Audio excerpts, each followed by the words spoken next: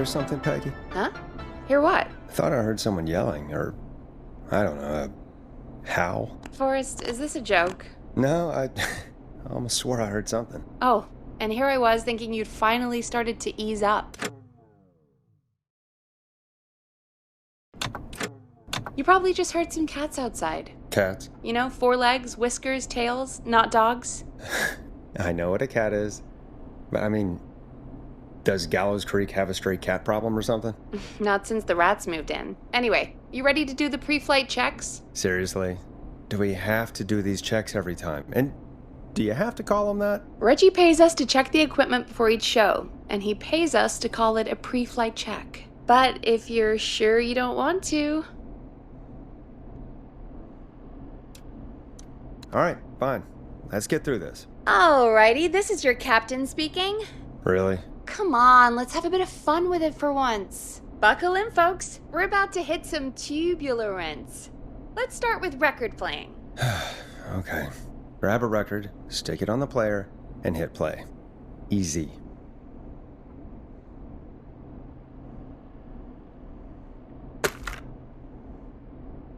Got it. Great. Now turn it off.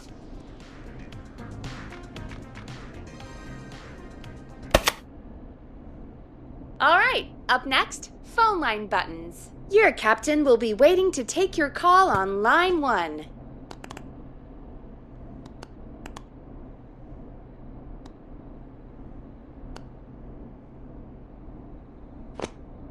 Line 1 is the leftmost button.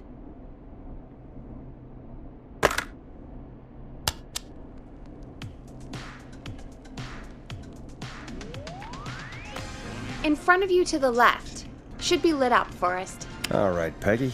Ready for you on line 1. Who's Peggy? This is Captain Donald Key calling. Call me Don. You get it? Yeah, it's a riot. Great, and button 2 works just the same. So, let's move to the Peggy button. You mean the producer line? Like I said, the Peggy button. Press it when you need my help during the show. Is there a Peggy mute button? They haven't invented it yet. Now come on. The Peggy button is the 3rd one on the phone line. I labeled it for you.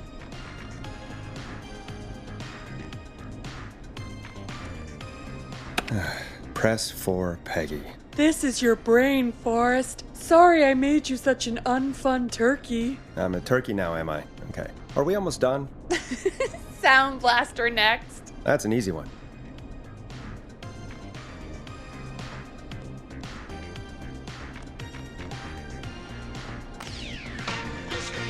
There we go.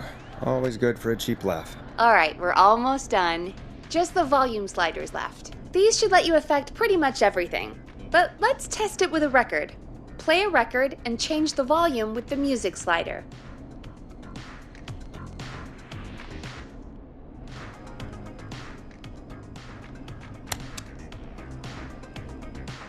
Sliders should be right in front of you, like directly in front. All right. Seems to be all working. We done, Captain? We sure are. Coming in for landing. Local time? Should not encourage you. I knew you had a fun side. It's my fun side that gets me in trouble. Now, let's get the show started. After your introduction, our first segment is Guess That Scream. I thought that was a joke. Nope, and don't blame me for this one. It's Reggie all the way, and he demands we do it tonight. Okay, Forrest, shut the music off.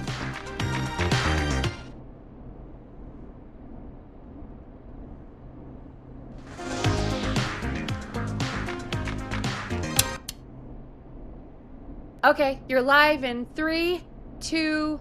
189.16.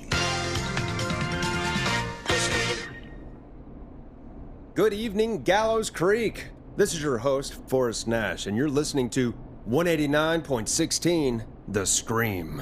Before we start taking your calls tonight on Gallows Creek's only late-night phone-in talk show, I need to let you know about a special competition we have for you this evening. Guess That Scream. This is actually one of the station manager's better ideas. Here's how it works.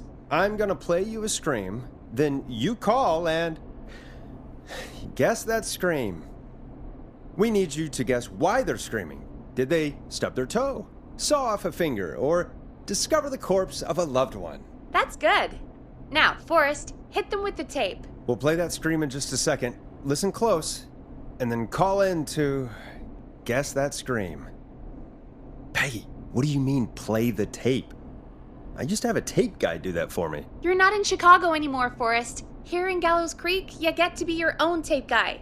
Come on, I gave it to you yesterday. Forrest, you do have the tape right. You knew we were doing this tonight. Peggy, let's be real. Guess that scream is a terrible idea. No, I don't have the tape. It may be a stupid idea, but that doesn't mean it can't be fun. We're going to need a scream tonight, Forrest, and you're the one at the mic, so... Really, Peggy? You want me to scream? You know this show depends on my golden voice, right? Come on, Forrest, just do it. That's enough dead air already. Just think of a scream and let it rip. Oh, God. Sorry about that. I'm back. Had to step away there for a second. Listen close, and then call in to guess that scream.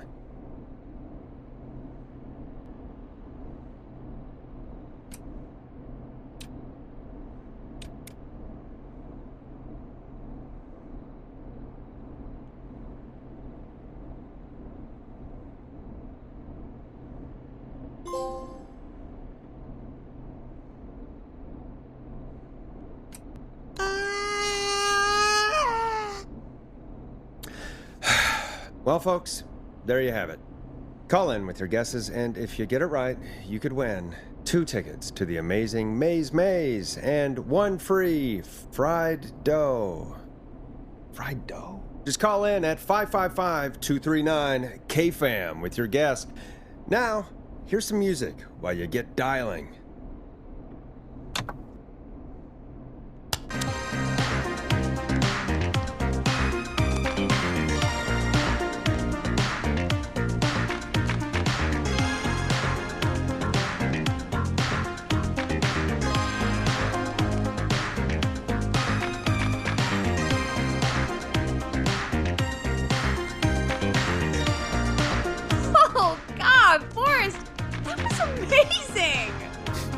Thanks. I can't wait to hear what people think that was. How the hell did I get into this mess? Lighten up, Forrest. That's gonna be the highlight of my week.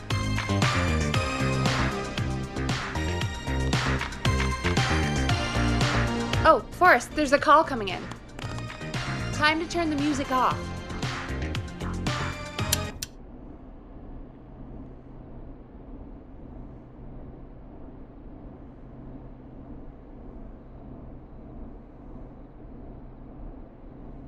We have a call waiting. Welcome to 189.16, The Scream. Caller, you're talking to Forrest Nash. What's going on with you tonight? Forrest! Thank God I made it through. My name is Leslie Harper. I'm the 911 operator and police dispatcher for Gallows Creek. Welcome to the show, Leslie. Are you calling in to guess that scream? As a 911 operator, I bet you may have an educated guess. What? No! Look, I found a body and I need your help. 911 is calling me to report a body. Interesting setup. All right, I'll bite. What's the punchline then? Forrest, I recognize her voice. I'm pretty sure that actually is our 911 operator. I think this is real. Peggy, I'm not gonna be happy if this is a prank. I don't do prank segments on my shows. It's in my contract. Forrest, I really don't think this is a prank.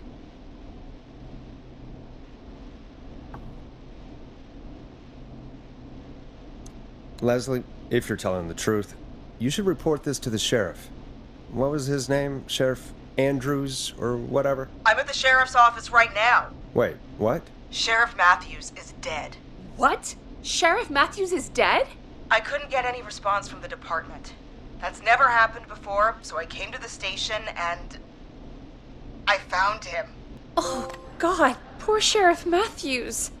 Do you know what happened to him? Someone got him. Someone got up very close and I really don't want to say what they did to him. Did he fight back? I don't know. I think he tried. He's surrounded by bullet casings. I think he tried to shoot at whoever it was, but...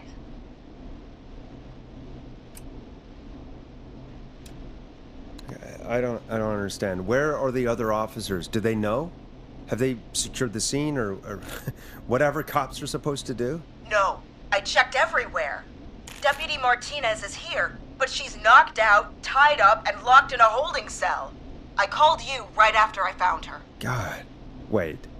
Please don't tell me that this hick town only has 2 cops. Don't be ridiculous. We have 3. But Officer Gunderson is on leave in Cancun. Leslie, do you have any idea who could have done this? Not a clue. I didn't see anything on my way over. Leslie, you need to call over to Henderson or Quiet Ridge. They need to send someone over from their department. I tried, but I can't call anything but local numbers. Something's wrong. I'll have to go there myself. Let them know what's going on and bring help back with me. But if you leave while there's a murderer on the loose, who's gonna man the emergency line? That's why I called. Forrest, I've routed all 911 calls to come in to you. I'm a radio talk show host, Leslie. I talk to idiot people about their idiot ideas. I'm not a 911 operator. Why me? You're the only person with experience manning a phone line around here. You're the only person equipped for the job. Besides, there are lots of transferable skills between the two. It's like an interview. You ask questions to get information you can use. Keep people talking, you know? Guide the conversation and know when to jump in. You do know that I'm so good at interviews, they sent me from Chicago to Gallows Creek, right? So I've heard. But that doesn't matter. And besides, there are 2 of you. You can talk to each other, discuss ideas, work together. Hell, let's have some on-the-job training right now. I have an emergency. I need to get an unconscious Deputy Martinez out of that holding cell. It looks like whoever attacked her threw the keys into the cell after they locked the door. Is there any way you can reach the keys? No.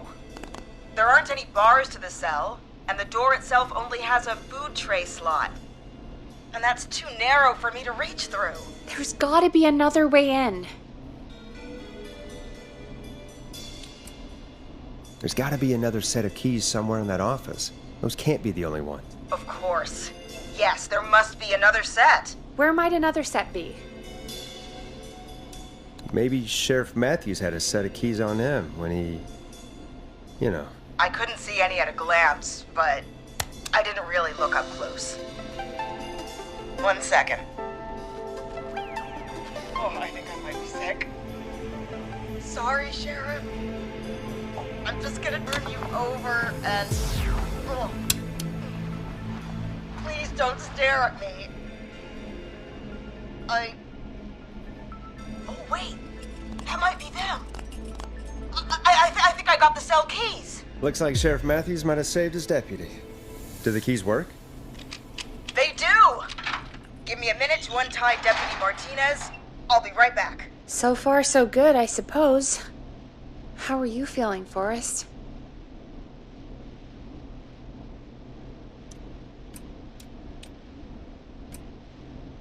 Yeah, that seemed to go okay.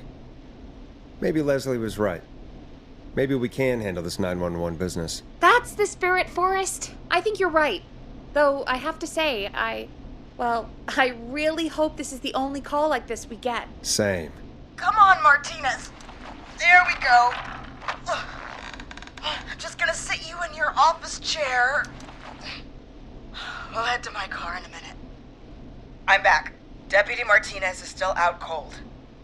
I'm taking her in the car with me to get help in Henderson. If the killer came back now, Martinez would be a sitting duck.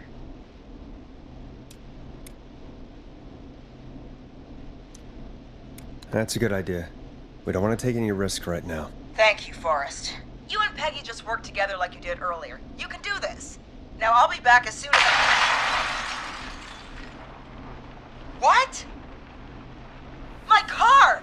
My car is on fire! What do you mean it's on fire? How the hell?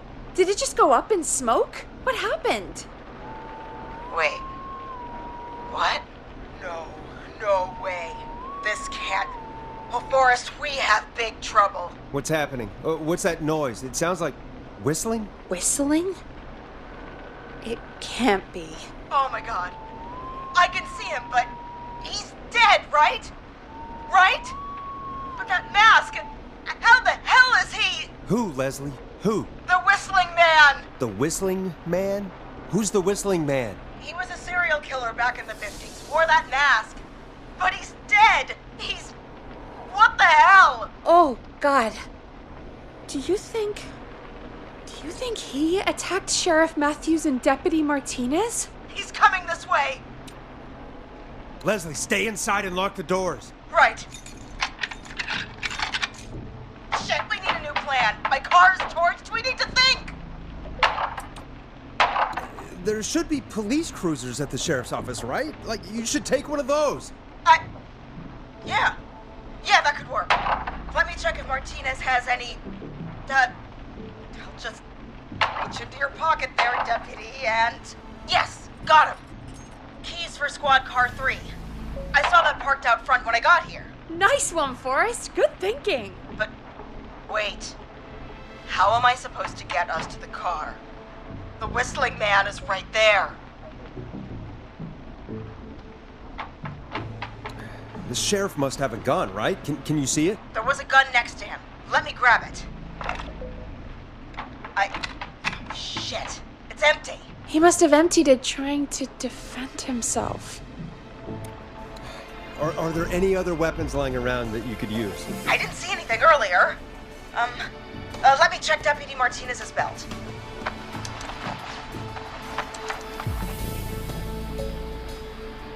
All right. It looks like the Whistling Man left her with her baton, pepper spray, and taser. I can only hold one if I'm carrying Deputy Martinez. Which should I take? I mean, it's gotta be the taser, right? Got it.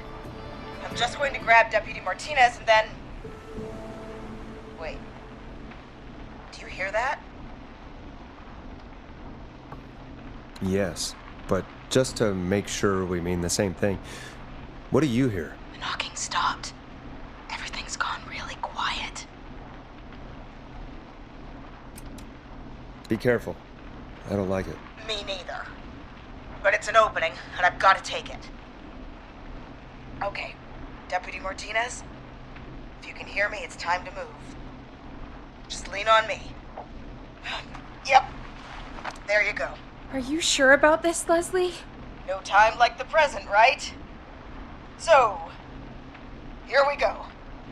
Again, you're hooked into dispatch now, so I should be able to radio you when I reach the car. If I reach it. Speak to you soon. Good luck, Leslie.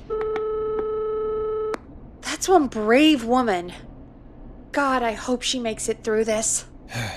You know, I've got to say, this really wasn't what I expected when I came into work today. Well, they always say you have to be ready for everything in live radio.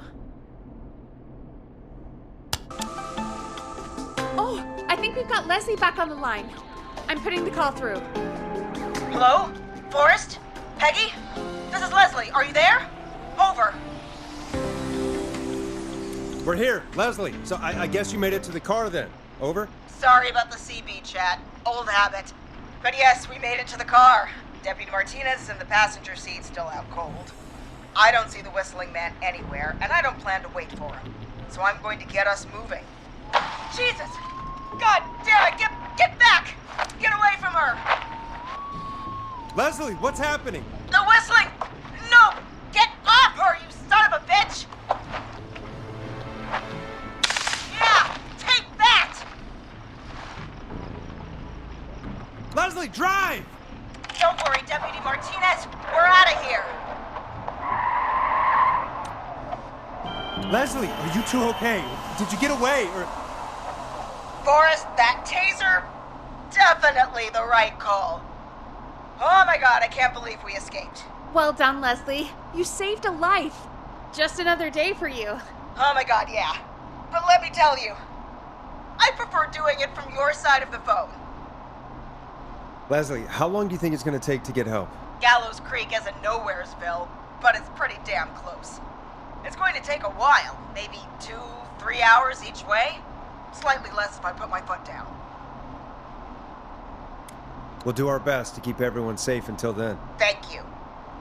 Just do what you did just now, and Gallows Creek is going to be okay. Anyway, once I'm in... Oh, I think Deputy Martinez is starting to stir. Forrest, Peggy, I've got to go. I'll be out of range soon, but I'll radio back as soon as I can once I got the cavalry. Take care, Leslie. Be safe out there. Good luck, Leslie! Feel better soon, Deputy Martinez!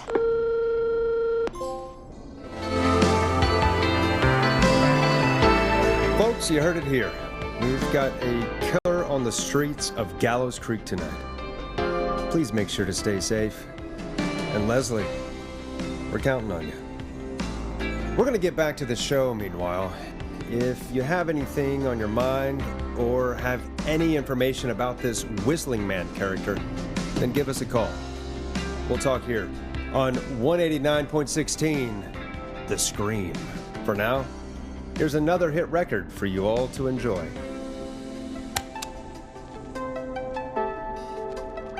This is not what I signed up for, Peggy. This is actually insane. Did she really say it's going to take her 4 hours?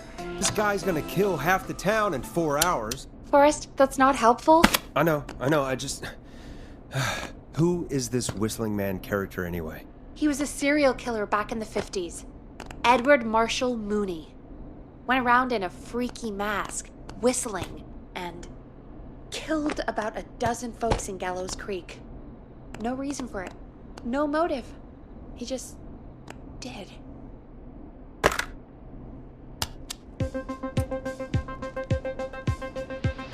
Okay. What happened to him? Well, police chased him up to Ellis Point one night. We call it Whistling Point now. And it was on this night actually. The police cornered him, jumped into the river. His body was never found. So is he alive? Dead? I mean, what's the story? Story is he's biding his time, waiting to take revenge on the town. All right, that's the story. What's the truth? Other than we have a whistling killer on our hands tonight, I don't know. All right. Copycat or ghost killer. I guess we'll do our best. That's the spirit! At least we got the word out, I guess. What kind of listening figures do we get at this time? On a Thursday after midnight, could be around 35? 35? Isn't 3,500? Huh. I didn't realize Gallows Creek was that large. No, 35 people. At best. 35 at best? 35, yeah. It's a school night. And what's the population of Gallows Creek? I don't know exactly. A little over 1,000? Oh. How many did you get before? You know. Before my career exploded and I ended up on a midnight hour talk show in the town of 1,000 people? Yeah. Before that. Around 5 for most shows on the low end. Big gas could pump that up to 10, 15, easy. 5,000 on the low end? We could only dream of that. 5 million. Million? Yeah, sometimes that's just the way it goes. At least the Whistling Man hasn't killed me yet, I guess. Yeah, I guess we're gonna learn a lot about perspective tonight, huh? Oh, we have a call coming in. Take it when you're ready. Okay, Forrest, shut the music off.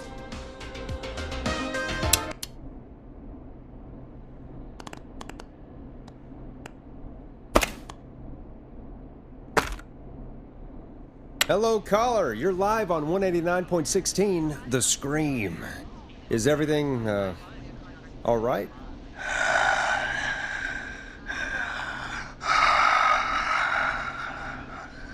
Okay, who is this? Are you, hello? Hello?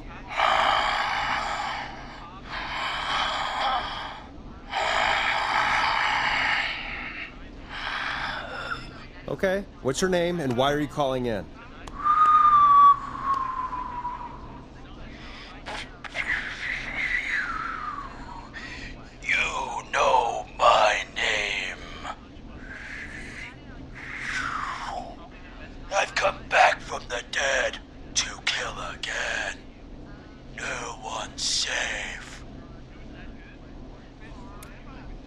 You don't have to do this, Mr. Whistling Man. You don't have to kill again. Oh, but I do. You must make a sacrifice to us. A sacrifice? To us? I mean, me.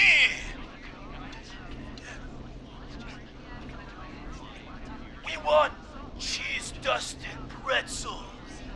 I want cheese-dusted pretzels.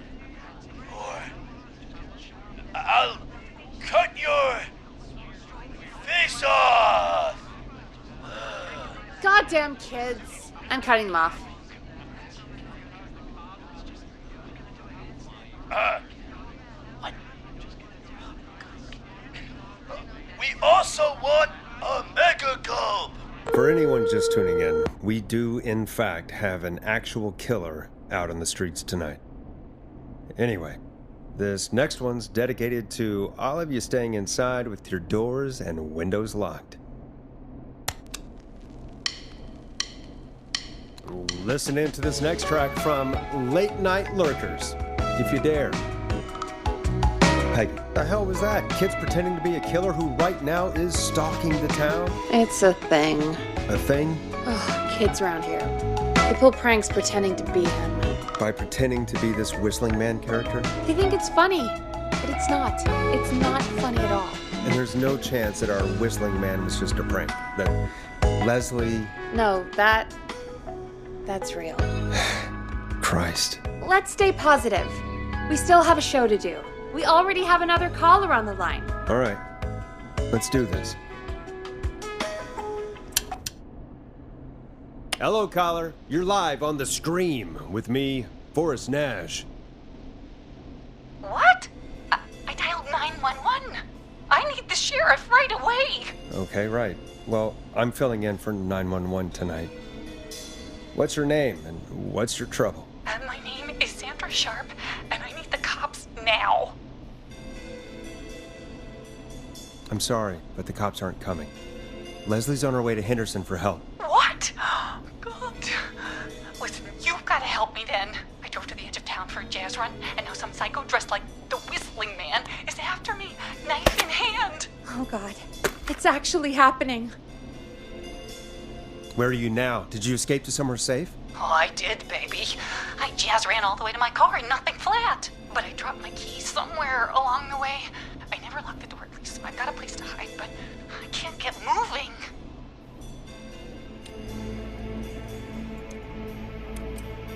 Can you go back and find your keys? Oh, I'm not going back out there.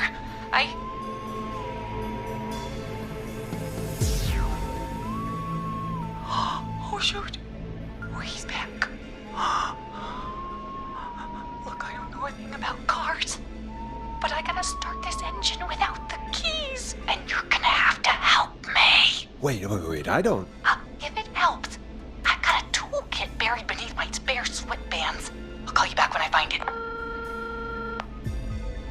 You're listening to 189.16, The Scream. Hosted by me, Forrest Nash, your friendly neighborhood radio host, mechanic, and savior. Sit tight while the record spins, folks. This one goes out to you, Sandra. It's funky, it's groovy, it's stabbing the Twilight by Knife and Easy. Doesn't the station have a show about cars? The Tamora twins or something? Timberline twins talk motors. Yeah. You know they're not even brothers. Really? They look the same, though. I know, but they're not even related. It's weird. I asked them about it once, and they got really sweaty and defensive. Anyway, go see what you can find. The offices are out the door and down the hall.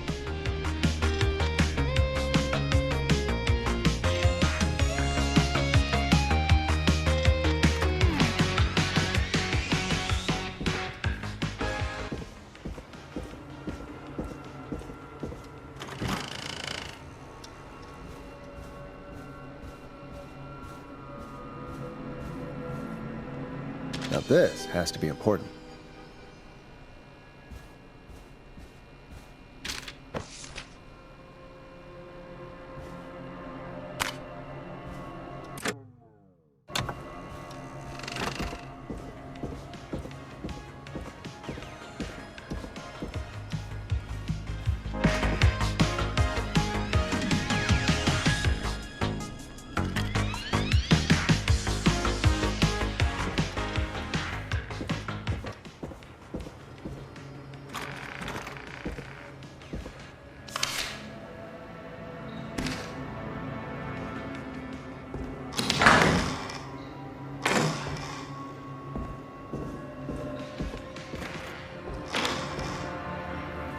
This looks useful.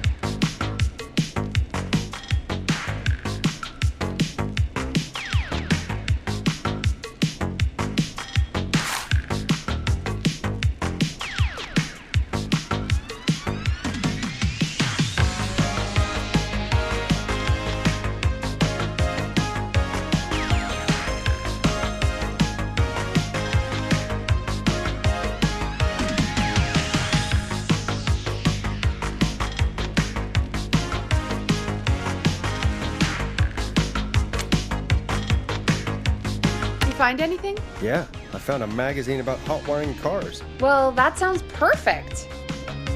When you're ready, shut the music off.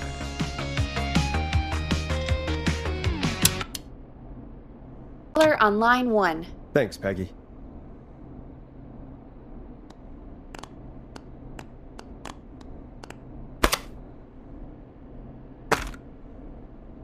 We're back with 189.16, The Scream. How are you holding up, Sandra? The creep's looking through the parking lot trying to find me. But I've got my tools, and I'm ready to get this hunk of junk moving. How do we start this baby? Put the screwdriver in the ignition and twist clockwise. Here goes, baby. Screwdriver's too fat to fit. What next? Unscrew the steering column. All right. Just turn. 1, 2, 1, 2. God, how long are these screws? Okay, cover's off. Okay, there's a bunch of wires down here all paired up, and oh God, my heart is pumping. Tell me exactly what you see. Okay, I can do this. There's a red wire, a blue wire, a yellow wire, a green wire, and a brown wire.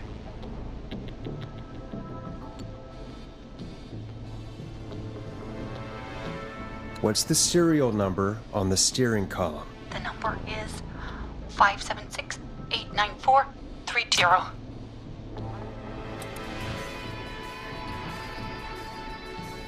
Strip and twist together the red and yellow wires. All right. We take the red and the yellow and we twist and we turn. Oh, perfect. I also see pink and purple wire. What next? Strip the purple wire and brush against the twisted wires. Okay. We strip and we brush and... Energize that body. Fantastic work, baby. Anytime you want to come down to the jazz studio, you get in for free. I almost can't believe it, but we did it. Nice work, Forrest. I bet Sandra is positively jazzed that you answered her call. You bet I am, baby.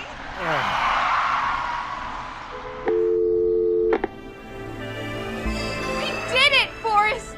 We sure did. Here comes another hit track that we're excited to share with you. And remember, if you're also having car troubles, then tune in to Timberline Twins Talk Motors here on 189.16, Monday to Friday at 5. Take it away, Forrest. I still can't believe this is happening. Right? Like Gallows Creek didn't already have enough to worry about? What do you mean? Gallows Creek. Really? Miserable? Peggy, be honest, it's a dump. There's nothing to do here. Hell, I'm almost ready to thank this whistling guy for at least making things interesting. Well, I like it here. People are polite and,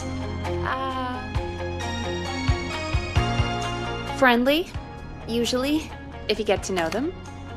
Come on, there must be something you like about this place.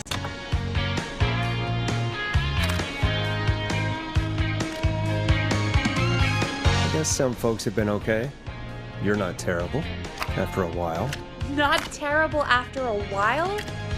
High praise coming from Forrest Nash. You know what I mean, Peggy. I do. It's Forrest Nash for I think you're swell. Anyway, I hope the killer is done for the night and that Leslie gets back soon. Me too. Can we at least call off that stupid Guess the Scream contest now? Yeah, that'd probably be a good idea.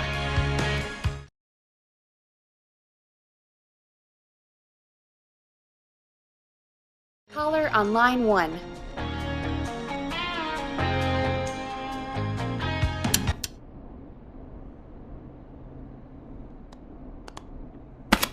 I suppose I should take this call. Evening, caller. This is Forrest Nash, host of 189.16, The Scream. And tonight's 911 stand-in. Hey, Forrest. My name is Brian. Brian Ponte. Brian Ponte of Ponte's Pizza. Hello, Brian Ponte of Ponte's Pizza. What have you got to say about what's happening? I'm so happy that Deputy Martinez survived. I've seen her a lot over the years down here at Ponte's Pizza. Oh, you did a really great job. And as a thanks for all you did there, I just wanted to tell you that I'm sending you some coupons for free pizza here at Ponte's Pizza. Wow, Brian. That's really good of you. But you really don't have to, though. Oh, it's the least I can do. And if you like it, well, you're in luck, because we're always running great deals that'll have you eating for pennies. Sounds great, bro. And let me tell you, the pizza we have is to die for. No. Poor choice of words tonight, I guess. Hey, don't worry about it. It's all right. Oh, thank you, Forrest. Well, I just hope I didn't put you or anyone else off coming on down to Ponte's Pizza. We've got a great special this weekend. Our famous beer and pizza deal. Wait a minute. Come on down to Ponte's Pizza this weekend. You've just got to pay for one slice to get yourself. God damn it, you're just calling in to advertise your shop. Peggy, hang up on him. Done. Oh, real quick, before I forget, it's probably time we played a paid ad. Now, a word from our sponsors. You know how to play an ad, right?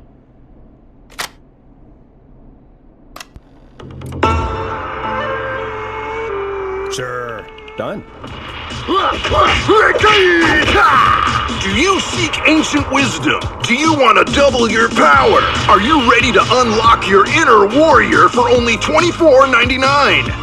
Then step into Master Robbie's deadly dojo of Kung Rate and receive direct by video warrior instruction from me, Master Robbie. You will learn the 4 qualities of an ultimate conqueror. The power of the alligator, the discipline of the tarantula, the speed of the tuna, the poise of the scorpion, and the wisdom of the bullfrog. Using classified techniques, I'll unlock your inner chi after only 5 30-minute video sessions. Ultimate power and wisdom can be yours now for the low price of only $24.99. Just call 555-7861 USA to take your first step to becoming a champion.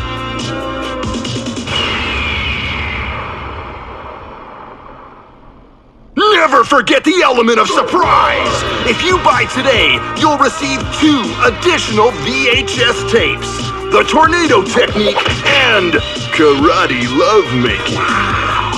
Call today! Do people really buy this kind of thing? Don't pretend like you're not interested. I mean, I wouldn't buy them, but I might watch them, I guess. Yeah, I bet karate lovemaking sure is something. Is Forrest Nash at a loss for words? Let's just get to the show. Wow, what a deal. Only $24.99. And I'm not just saying that because they're paying for the airtime. But unless they pay us more, then it's time to get the show moving along with our next caller. Welcome to The Scream with me, Forrest Nash. Yeah, Leslie. This is Maurice Russell from the Gallows Reporter. I'm at the office. This guy just broke in downstairs and... Wait. Forrest Nash? I want to speak to 911. Put Leslie on. What? God, another one? I am 911, at least for tonight, anyway. Damn it, son. I don't care who you are. Just put me on with Sheriff Matthews. Sheriff Matthews is dead. Dead? What happened? Did you witness the incident? Are you willing to do an interview for the reporter? I can cite you as an anonymous source, if that's a concern. We're live on the air. Anything we say can and will be broadcast. Live on... Damn it. All right. There's obviously a lot more going on than I know. Yeah, there's a lot happening tonight. You said someone broke in. That's nothing to get worked up about. Some idiot kid just broke in, dressed as the Whistling Man. Teens. They get worse every year. This punk wasn't even a disappointing twinkle in his daddy's eye when Edward Marshall Mooney stalked the town. But I was there. I covered it.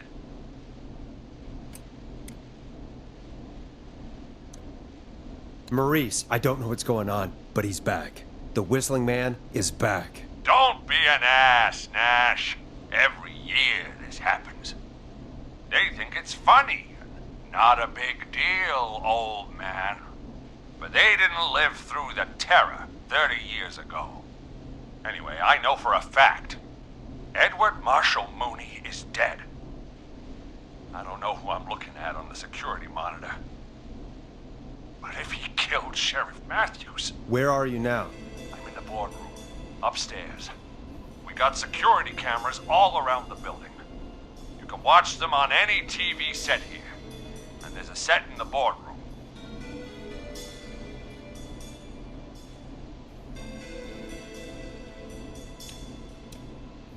Maurice, is there any way you can get out of there? I sure as shit hope so, kid. But I'm not sure how I'm going to do it. That crash you heard was him tipping over my filing cabinets. He's blocking the stairs. I'm guessing the stairs are the only way out? That's right. And it would take me a good few minutes to move those cabinets. We need to do something. But what? All we can do from here is... Forrest, I think I've got it. Why don't we call the killer? They'd have a bunch of phones set up across the office, right? In different rooms, with different extensions? So we call one of them. Draw the killer away. Buy Maurice time. That could work. Exactly! It's worth a shot. I can hear you, you know. The son of a bitch hasn't killed me yet. Yeah, sorry, Maurice. Peggy and I were just trying to figure out... You realize how stupid that plan sounds, right? For that to be successful, you're gonna need every phone extension, plus a plan of the entire office floor, all delivered while the killer is en route. I've got it. And thank God I've always been cool under pressure. Don't go anywhere.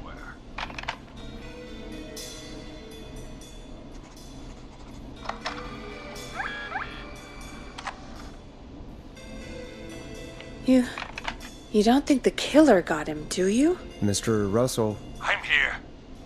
The freak's going to be here any second, too.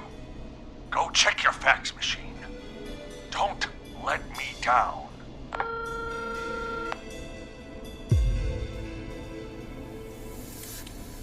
I'll go pick up that map then. Go, Forrest! The fax machine's in the office on the other side of the hall. Thanks, Peggy. Be right back. Okay, go to the office on the other end of the hall, grab the fax from the machine. Easy. This must be it.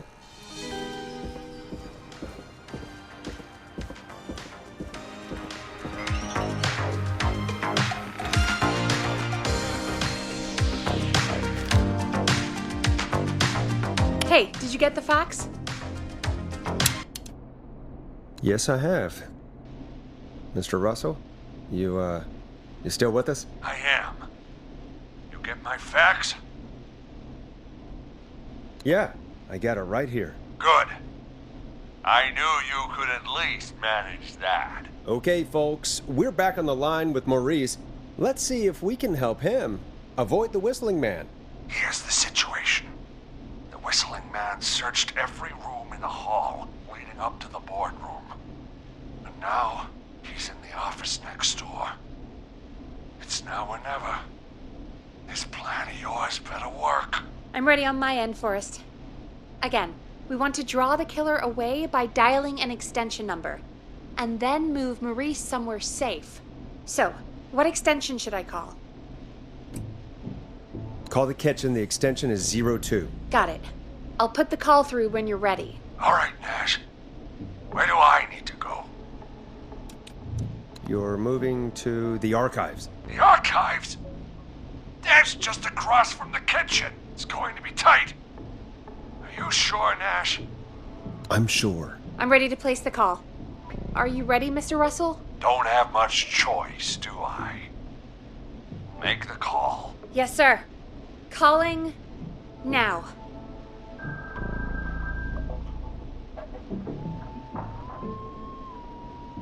I can't believe it. He's actually heading to the kitchen.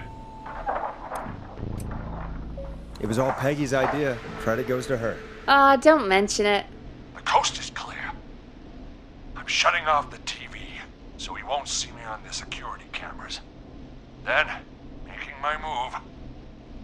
I'll call when I get there. Do you think he'll make it okay? I'm sure he'll be fine. But now what do we do?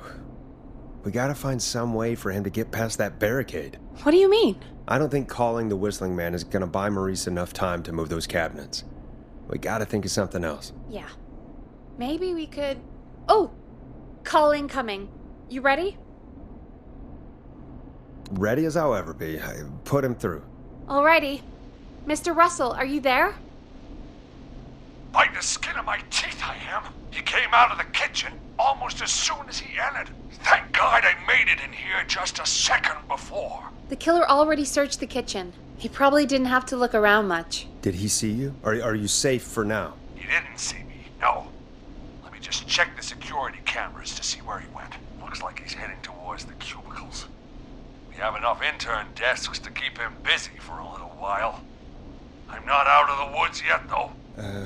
Right. Let's review where we are. So, the only way out is by the stairs, which the Whistling Man has blocked with furniture. Exactly. I can move the furniture out of the way, but not quickly or quietly. Could you lock him in a room? That'd probably buy you time enough, right? Maybe. But the damn fire regulations say every door in the office has to unlock from the inside. He'd be able to get out just as soon as... Wait, no, I got it. The secret archive through my office, where we keep our most sensitive records. Ooh, a secret archive? Reggie would love that. What have you got back there? Juicy secrets about outer space? Peggy, I don't think now's the time to be playing around like that. You're right. Sorry, Forrest. Kids, we're in the big time now. I've got it all figured out. The secret archive. There's no lock on the inside of that room, only the outside. You can't break out. If we can get him in there, and I lock him in... We can catch the son of a gun. Exactly. Oh my God. Forrest, we might be able to end the nightmare right here. So should I call the secret archive then? You can't. The archive is a room for secrets, not gossip, so we don't have a phone in there. Oh, we're gonna need to change it up then. Any ideas, Forrest? Maybe we could use a radio. There's no radio in the secret archives. Are there no radios at your offices? I don't have one in my office, but... What is it? Our sports reporter.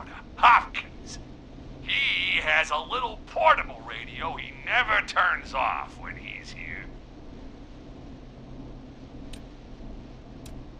That might be what we need then. Is his portable radio still there? It should be. It's what he calls his work radio. It should be here in the archives, actually. Let me just take a peek around. Great job, Forrest. Looks like you picked the perfect place. He hadn't found it yet. Let's congratulate ourselves later. I found the radio. It's right where I thought it would be. It's all coming together. I'm just gonna turn it on quickly, make sure it's still got some juice. Maurice, turn the volume down. We don't want that thing blasting just yet. Yeah, I knew that, Nash. I was just doing that when you yelled at me. The radio works!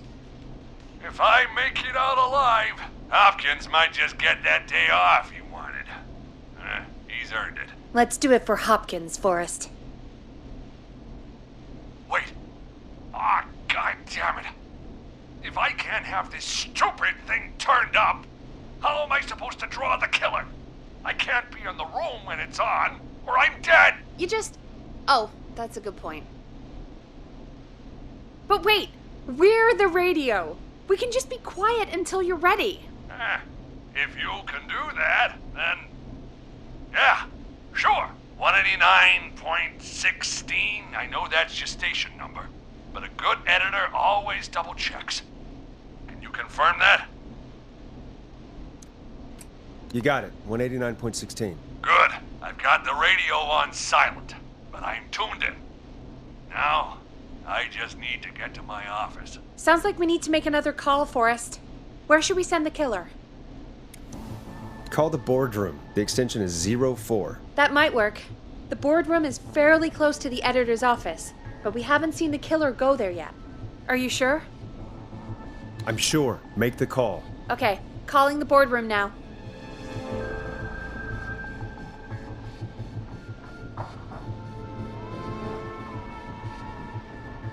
He's on the move.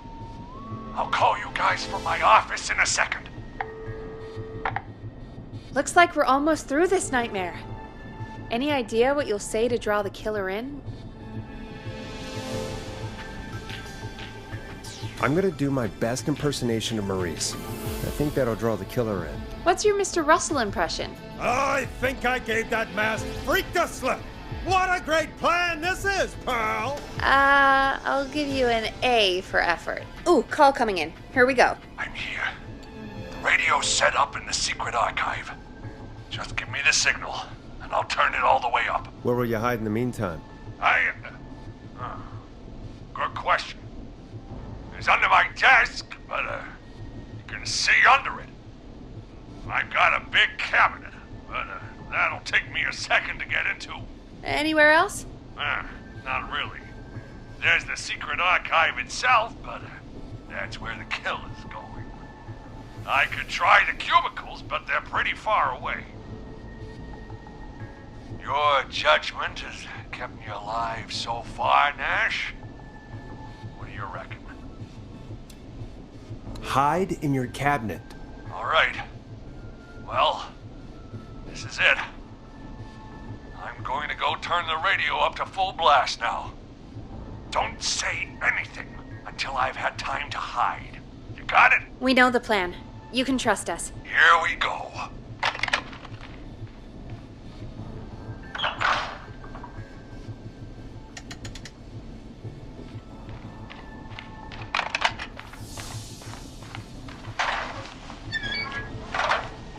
I think it should be safe now, Forrest. That's it! No more hiding! I'm a tough old man. I've been on the beat longer than you've been alive! Come on down, Whistling Man. Come and get a knuckle sandwich.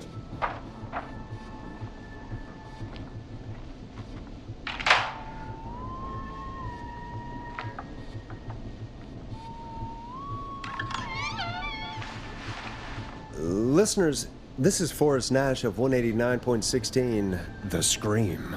And if you've just tuned in, See you in hell, kid! we've just locked up the Whistling Man. Forrest, you beautiful bastard!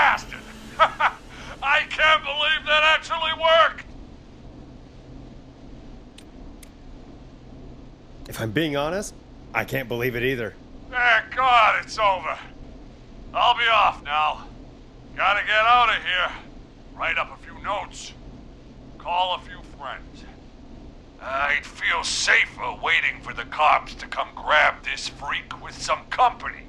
Hey, maybe you and me could do an interview tomorrow for the Gallows reporter. I'll think about it. Let's see what tomorrow brings. I'll take that as a yes. Talk to you soon. There we are, folks. The Whistling Man is locked up. Let's all take a deep breath. And play some killer tunes. Enjoy this classic by Smooth. It's their hit song, The Word. Looks like the night should be pretty easy from here on out. Right? Thank God that's over. I guess we got some downtime now. I could ask you some questions to kill the time. You're gonna interview me. You sure about that? You're not so scary. Besides, we've been working together like a week now, and you're still all shrouded in mystery. All right, shoot. What do you want to know? Question 1. Tell me about your family. Why? Come on, Peggy. That's too general. Okay. Did anyone move with you to Gallows Creek? Nope. No, that's too specific. Too specific?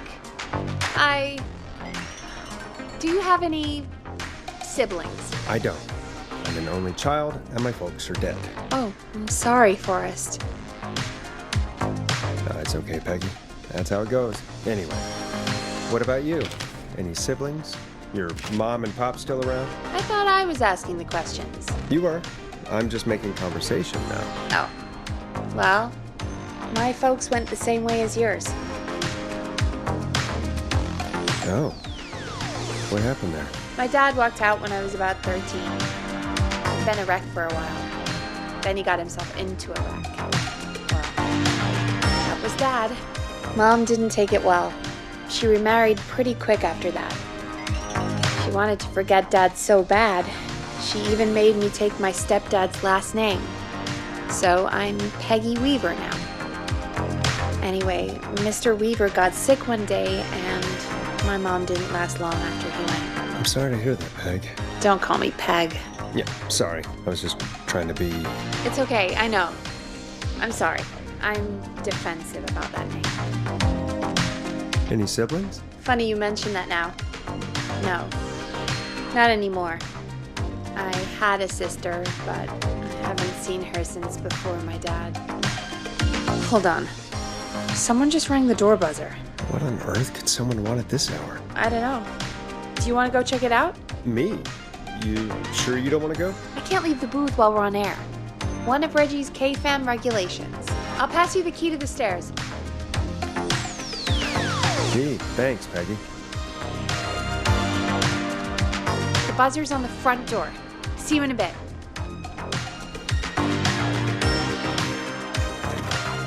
Okay, down to the first floor, then check the door.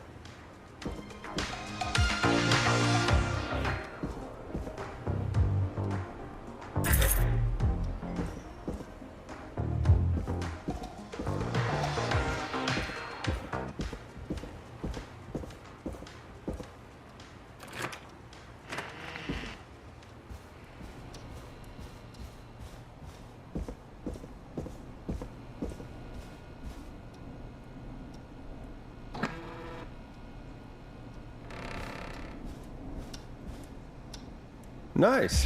New music to play.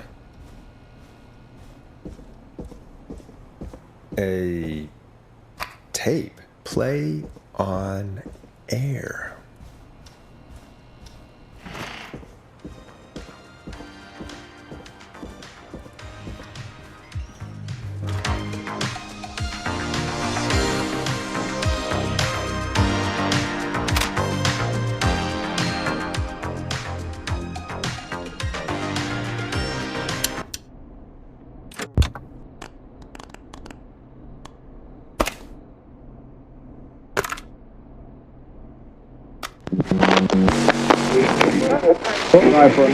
Hello, Gallows Creek. Time to Pay the price.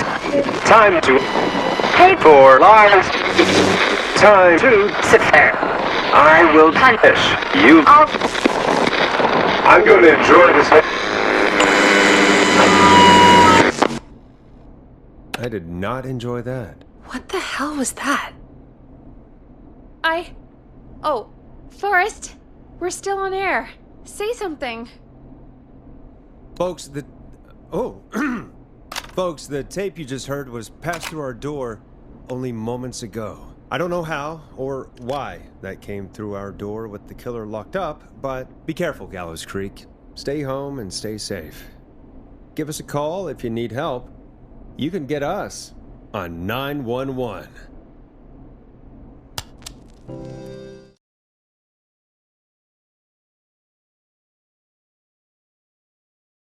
Hey, we had a call come in. Caller, you're on 189.16, The Scream, with... Ash! Shut up and listen to me! Mr. Russell? What's wrong? Are you okay? I said listen! He's gone! The Whistling Man is gone! He's gone? What happened? Well, after our call, I cleared the stairs and went home. I phoned some buddies, and we came back here to keep watch. Then what happened? I'm getting to that. We came back here. Door was shut, just as I left it. We had a couple of drinks, and, well, there was a bunch of us, and we were all armed. They thought we could teach the freak a lesson before the cops got him. I don't blame you. I would have been tempted to do the same. Have you both got a screw loose? You know what the Whistling Man's done tonight. This was not my idea. The guys just grabbed their weapons and unlocked the door. I braced myself and... Then nothing. The room was empty. The door was still locked. How the hell did he get out? are you sure it was still locked? I'm telling you, it was locked. No way out of there. None. Maybe. I mean, I know it's crazy, but if he's back from the dead, then... Don't be ridiculous, Peggy. It would explain things. I mean, how do we know he's not? Brody, there's no way. Whoa, did you say something, Maurice? Baloney. I said baloney. Look, I don't want anything more to do with this. I'm clearing out of Dodge. And I recommend you and everyone listening do the same. He seems really spooked. Wouldn't you be if you got attacked by a serial killer who turned out to be a demonic spirit? He's not a demon, Peggy. Yeah, you're probably right. But what do we do now?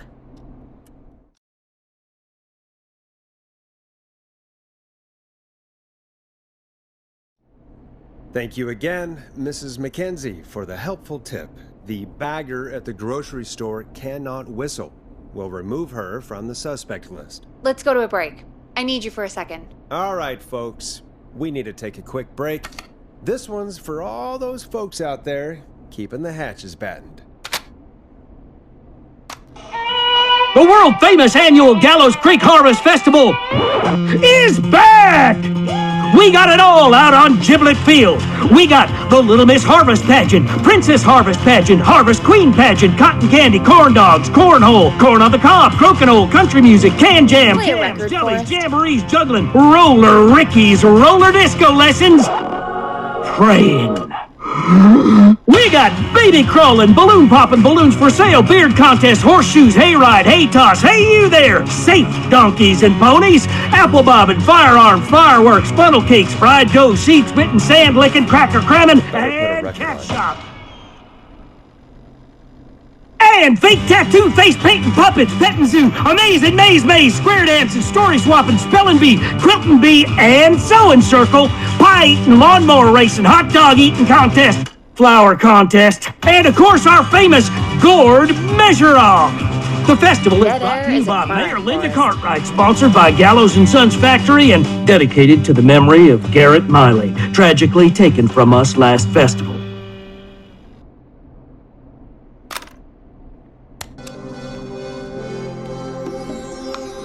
I know him. You love him.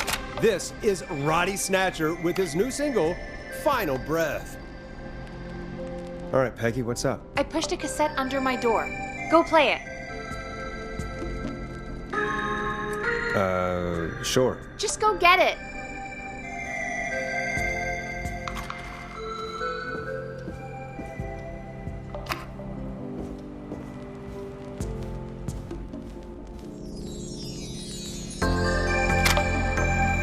Or try your call again.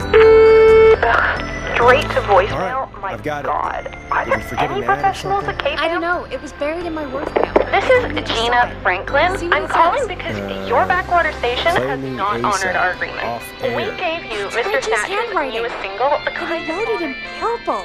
And? Purple is Reggie's angry color. He only writes in purple when he's really pissed off. about when you're fitting it into your busy Local program. message. All right. I'll be frank. I'll put it on. I hope it's nothing serious. Due to his prior friendship with Mr. Nash. Prior and current friendship, Gina. Forrest, mate, you alright? Don't worry about Gina, you know how she is. But yeah, can't wait for you to hear the new single, man. I think Final Breath is my best work yet. I really hope you and your listeners like it. And man, if you ever find your way this side of the pond, let me know. We'll have to catch up. Roddy, if Final Breath isn't played on your airwaves by the end of Mr. Nash's show tonight, the next call will be much less friendly. That was Roddy Snatcher, Forrest. You know, Roddy Snatcher? Yeah, Roddy and I are old friends. I love Roddy. I Will Always Find You was my song.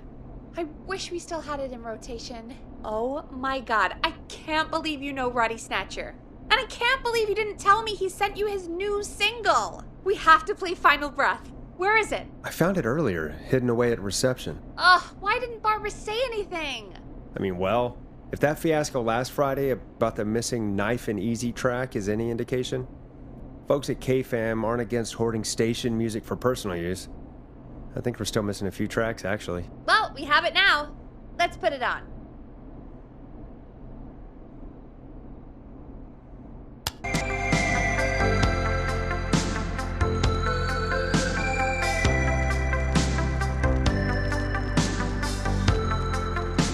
Gallows Creek. I'm pleased to say we're in for a much-needed treat. Up next, courtesy of the British sensation himself, is a track you won't hear everywhere. Here's Final Breath by Roddy Snatcher. Wow. God, Roddy's the best. He is. And more importantly, we should be safe from the worst of Gina Franklin.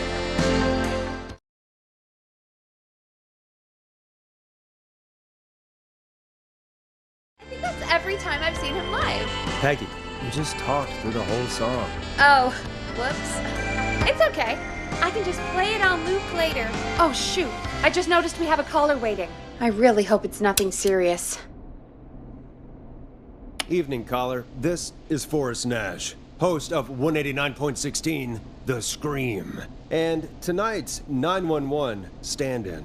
This is Murphy. Hello, Murphy. What have you got for us tonight? Two things, Forrest. First, happy birthday to my son, Fernando. He's 3 today, and man, being his daddy has changed my life. I've learned how to live, how to laugh, and most importantly, how to love. Aw, happy birthday, Fernando. Happy birthday, Fernando. Thanks. And now, my other thing. I'm putting the word out to this so-called killer. You think you're tough, huh? Big man with a big knife, huh? Prove it. Come face me, a true warrior, at the Gallows waste disposal plant. Guess what? This is a bad idea, Murphy. I got all the tapes in Master Robbie's Dojo series. So get ready, whistling man. You just let loose the junkyard dog. Oh, no. And there he goes. Ladies and gentlemen, keep your fingers crossed for Murphy as he tries to become our hometown hero. Although, having heard that Master ROBBIE ad earlier, well, don't get your hopes up too much. Anyway, we'll be right back after this commercial.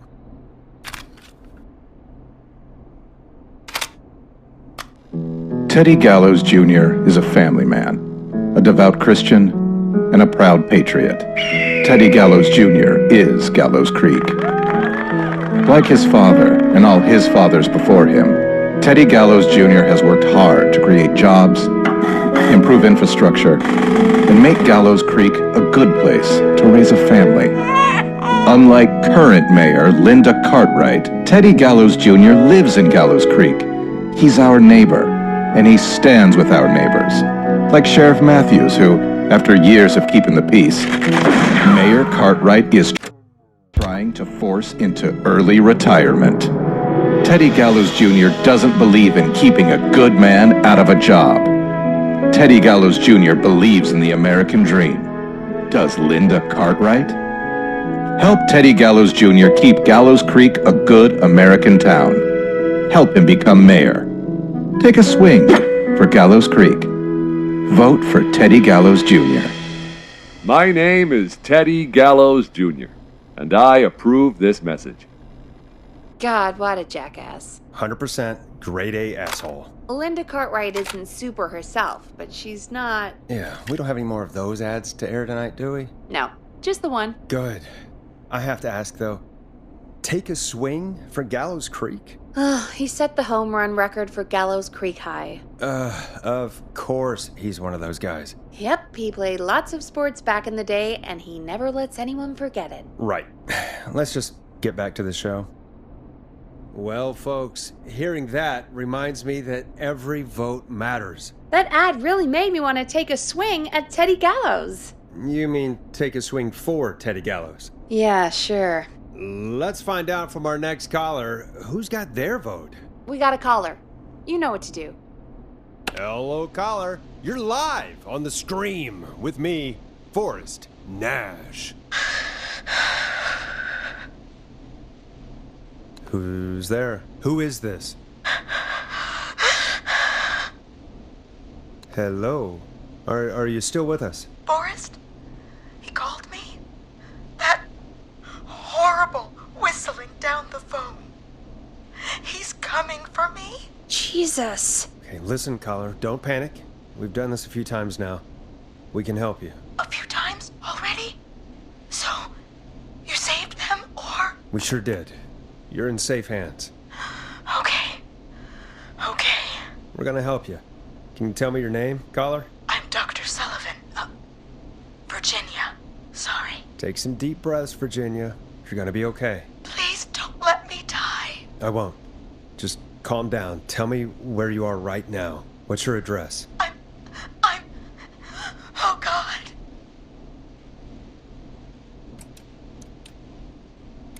Can you run out back?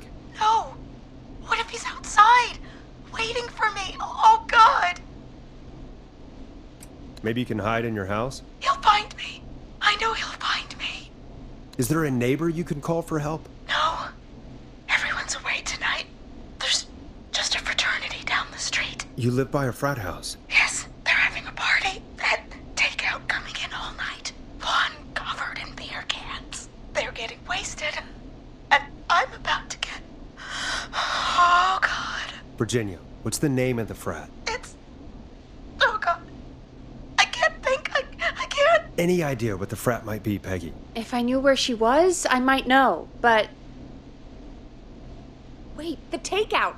If we can get takeout to the frat, we can get a message to them to go and help. Virginia, who did they order takeout from? I don't know. Don't worry. We'll figure it out. I can't do this.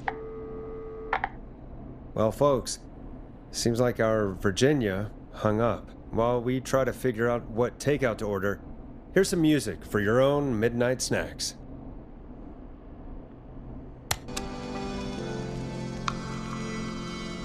Hope you enjoy this one as much as I do. Let's do takeout in Gallows Creek. Off the top of my head? Well... There's the barbecue place, Grilling Spree, and you can order from Chalupa Cabras. Oh, and of course we have Ponte's Pizza. That's it, I think. All right. We'll call each place and ask who they delivered to tonight. That's not going to work. Takeout client privilege. What? There was a lot of competition back in the day. Things got ugly. It's a long story, but what we can do is this. We figure out where the frat boys ordered from, call the takeout pretending to be from the frat, place an order, and include a note asking them to call the station. There's no other way, is there? Not that I can see. Well, let's not waste any time then. That's the spirit. You got any suggestions on where to look? Check the offices for anything food related, and maybe the kitchen downstairs. You'll need a key for that. I'll just slide it under my door now. Thanks, Peggy. God, where to start? What would make me order from somewhere if I were a partying frat boy? We have a food critic, right? Chad or Brad or... I'll just have to look around. Chalupa Cabra. A promotion, huh? Maybe if I find the pizza box.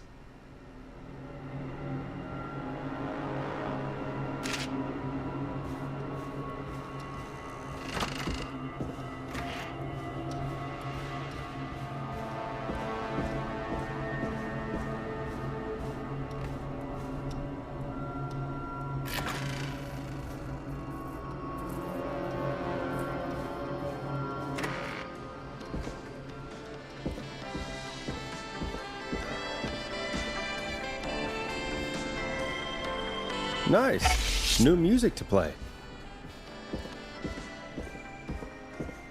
Rooting through trash. This is a new low. Ooh. Interesting offer. I wonder how well Gallows High performed.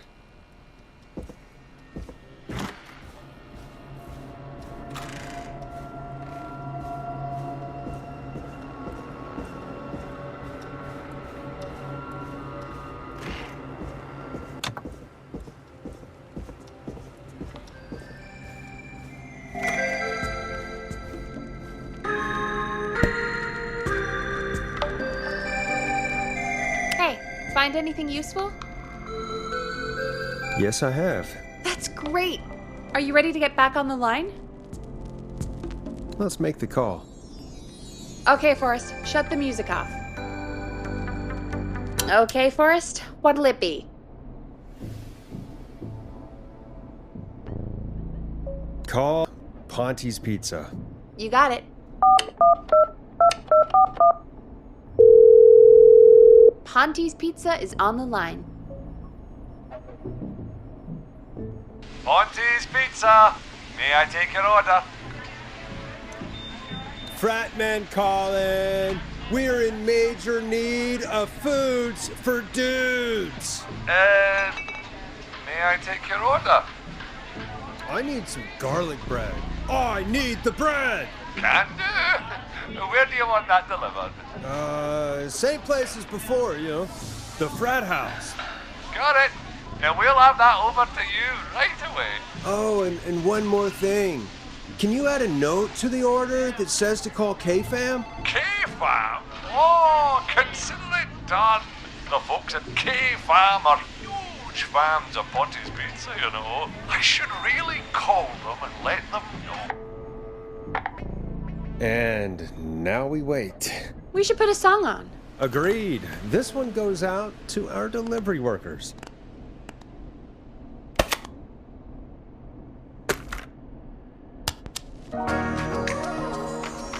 This is Coming to Getcha by Vice. One of the best tunes this year.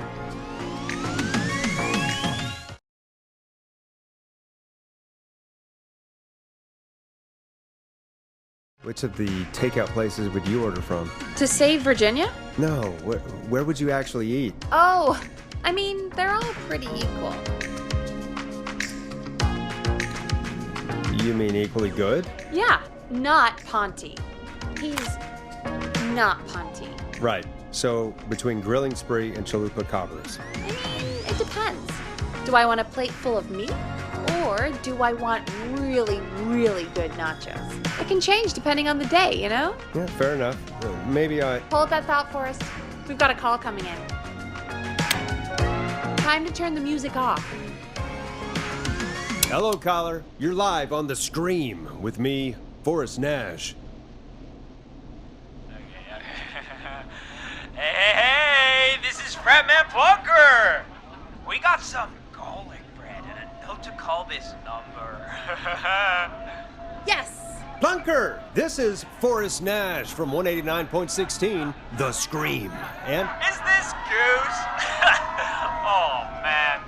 It's totally you, isn't it, Goose? This is such a Goose prank. Plunker, this is an emergency. Nice try, Goose. I may be drunk, but I'm no... Listen, I need you to... Goose, come get beer. Your brothers are waiting for you. I'm not Goose! How can I prove this to you? Let me get a second opinion on this. Norman the Barbarian! What do you think? Great idea.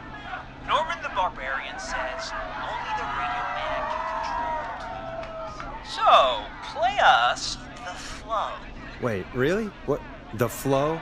Norman the Barbarian demands it. Okay. I'll play the damn song.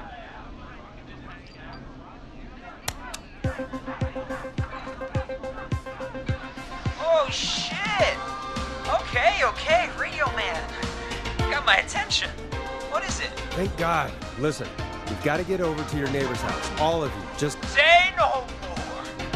Bunker's moving the house. Forrest, line 2. Hello. You're live on 189.16, The Scream. Forrest, it's the killer. He's at the door. Please. Oh my God, it's you, isn't it? Clive, I didn't talk, I promise. Whoa! The party has arrived. Oh, thank God. He's gone and... Oh, is that you, Radio Man? Don't worry, we brought the beer. Good times are here. I could use a drink. Thank you, Forrest. You're welcome, Virginia. And thank you to Plunker and his fraternity brothers. Some heroes wear capes. Some wear sheets as togas. Hey, Forrest, did you hear what Virginia said earlier? What was that all about? Clive, I didn't talk. Do you know what she meant? There's a janitor here at the station named Clive, but your guess is as good as mine. All right, folks. Seems we may have a lead. If any of you know a suspicious Clive, it could save lives. In the meantime, looks like we have another caller. Hello, caller. You're live on The Scream with me, Forrest Nash. It's great to speak with you, Forrest. As a local small business owner, I find this all horrifying. A killer roaming the streets of our fair town? Ooh, terrible. I hear you there. It's a scary time for everyone in Gallows Creek. How are you holding up? You somewhere safe tonight? Yes, Forrest, I am. I'm here at work in my small business. It's a safe, family-friendly place. Good for you, friend. I'm glad you're keeping safe and busy. Thank you. Oh, I'm really living the American dream. Here in my business.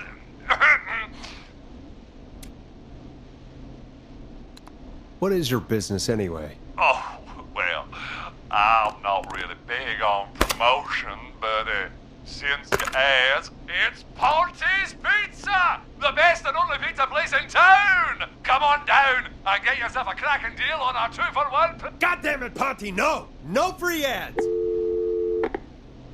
I mean, I guess we can't be that mad at him. Calling Ponty's did save Virginia. I can be mad, Peggy. That sort of thing just... I can be mad. Look, he's gone now. We already have somebody else on the line. Just take a deep breath and let's keep going. Evening, caller. This is Forrest Nash, host of 189.16, The Scream. And tonight's 911 stand-in. Hi. Hello? Am I on air? Sure are, caller. What's your name? And what have you got for us tonight? Name's Eugene Stein, and I've got a heart full of love, Forrest. I'm hanging out in the middle of the maze, listening to your show, looking up at the stars and waiting for her. You got a special lady coming out to see you. Yeah. Molly. We planned to get lost in the maze tonight, to take our first journey together into the love labyrinth. That's why I'm calling, actually. I thought she'd be here an hour ago. And since I've listened all night to how cool you play it, I thought you were the perfect guy to ask. Should I call her up and ask if she's coming, or wait and see? For real, kid? If you've been listening all night, do you really need to ask me? Yes, that's why I'm calling. What the hell. Stay and wait. Forrest, that's a terrible idea. Eugene, please go home. Your parents must be worried sick. My parents are dead, actually. But, Oh, jeez. yeah, I guess it's not the night. Hang on. I hear some rustling. I guess she came after all. Molly! I'm in the middle! It'll take a little while to get here, but, thanks again, Forrest. It's been good talking. Wait a second. Molly can't whistle. No, this is supposed to be the best night of my life! Not the worst. Stay calm, Eugene. We'll get you out of this. Carm! I'm about to die a virgin! Listen, Eugene. Breathe, hide, and call back in a minute. We'll get you out. I'll do it for Molly. But please, hurry. Well, listeners, while Peggy and I deliberate, here's a track for all you lovers out there.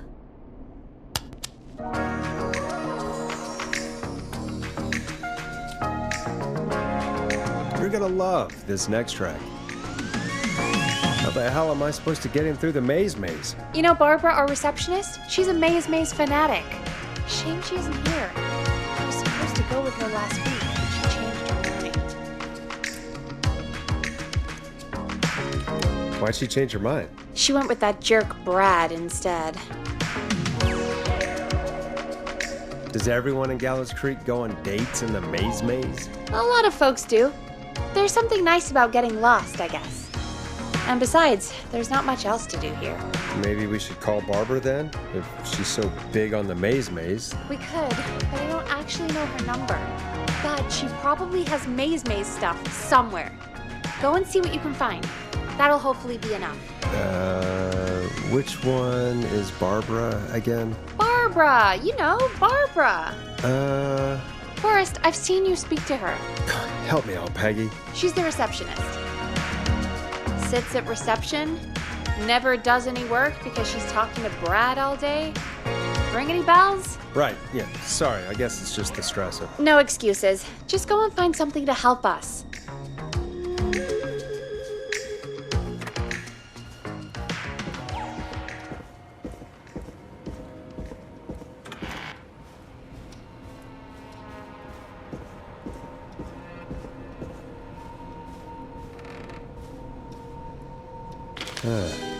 Looks like Brad broke her heart. Wonder what she'd have done with all that maze stuff. Bingo, here's what I was looking for.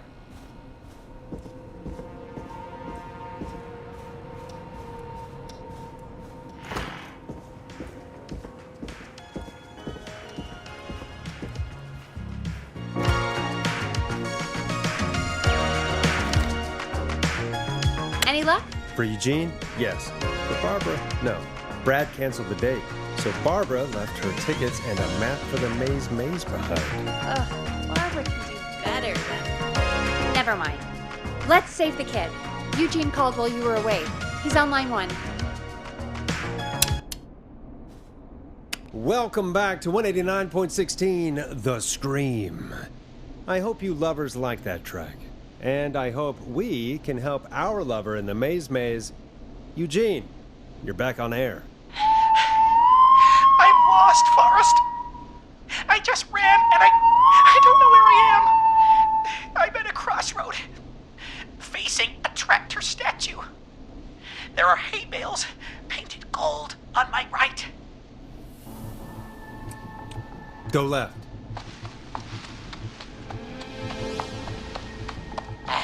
Okay. I went left, then tried a right. I have a pig statue in front of me and a creepy rocking horse on my left. Go backwards. Oh, God. Why didn't I just invite her over? I'm at a crossroads. There's a pitchfork statue up ahead. Which way? Go left. Oh, this wasn't how tonight was meant to go. I just wanted some love. There's a tiny barn in front of me and a scarecrow behind me. Nothing to my sides. Go right.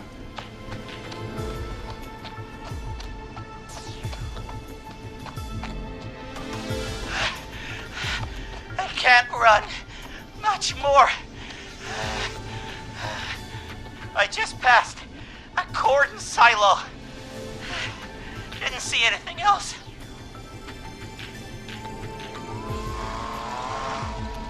Please. Where do I go? Go right.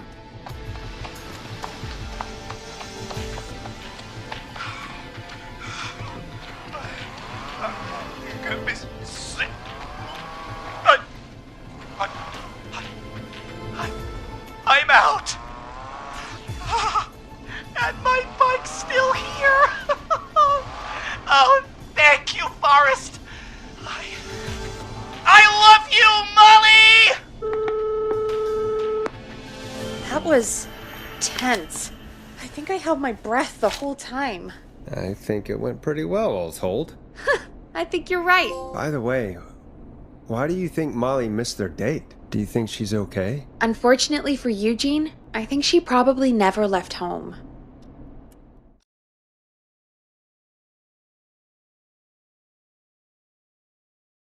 And thank you for calling in, Mr. Walton. We'll make sure to add the town librarian to our list of suspicious Clives. Remember, report a Clive to stay alive. Next caller is up, Forrest, so take it away.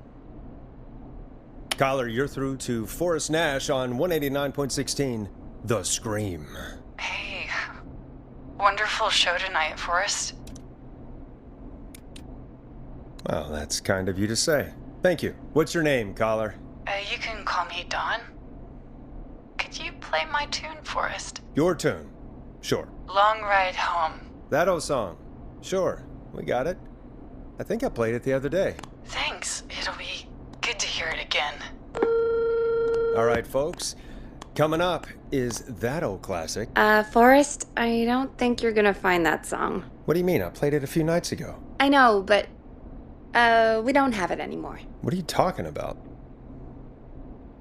I threw it away. You threw it in the trash? No, I threw it out the window earlier today. Peggy, that's a bit extreme, isn't it? Brad was annoying me all afternoon. He played it on repeat because he knows I don't like it. So I grabbed it and threw it right out of one of the office windows. Not my finest hour, but I can only take so much. All right. So, what do we do instead then? Let's just play a different song. We've got more important things to think about anyway. Gotcha. Okay, folks. Here comes some unrequested music. Sorry about that, Dawn. Maybe try again tomorrow night. Sorry. Hey, great party, man. Thanks. Can I grab another beer? Hey, sure thing. Let me grab you one out of the fridge. Oh no, we're out of beer. What am I gonna do? The party is going to be over! Fear not. The Grilling Come on, Spree Forrest, will put some give a music free on six-pack already. of beer if Gallows High wins this Tuesday. Say what? That's right. Order a meal deal from us and you'll get a free 6-pack of beer if Gallows High wins. A free 6-pack? Righteous! You heard me. 6 beers if Gallows High wins. Sounds like you've already had enough beers. I hope What song should I play? Me too, Billy. Me too. Come on down to Grilling Spree or call 555-749-8335. We've got barbecue you'll die for.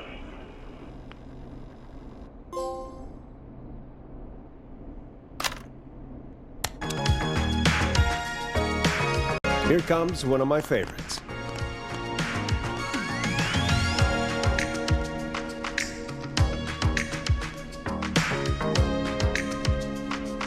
Of all the songs to request, why'd it have to be that one? Gee, Peggy, what did the barn finds ever do to you? Wrote that song, for one. It gets real old when you're forced to listen to it on repeat for years. Why couldn't they just request Roddy? Oh, Forrest, scrap the song. We have another caller. Sorry to cut the music short, folks. Callers take priority tonight. Welcome to 189.16, The Scream. This is Forrest Nat. Forrest? Oh, thank God. It's me again. Murphy. Talk to me, Murphy. What's wrong? Oh, the killer got me, man. Why did I ever trust a guy named Master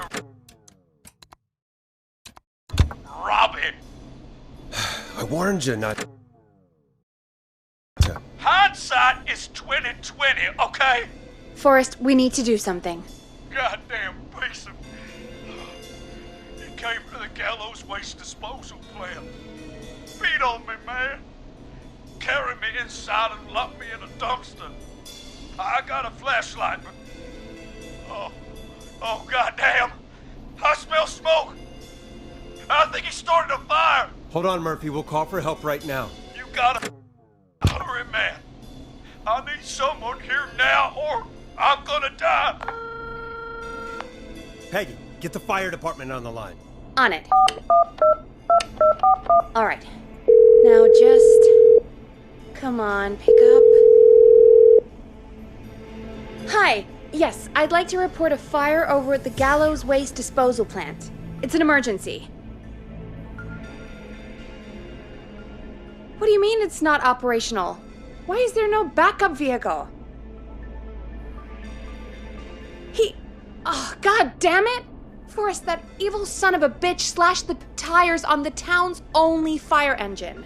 They can't do anything. But I have a few friends who live nearby.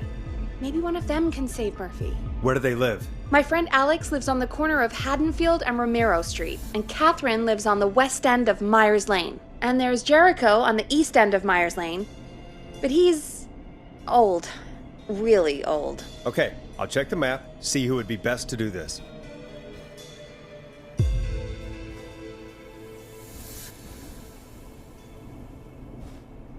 All right, Forrest, who should I call? Who can help Murphy?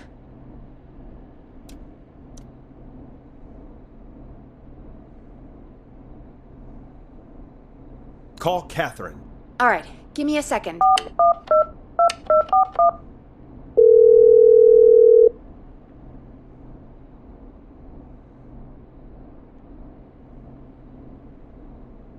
They're on the way. They'll call from the plant. You can direct them from there. Well, let's hope they get there in time.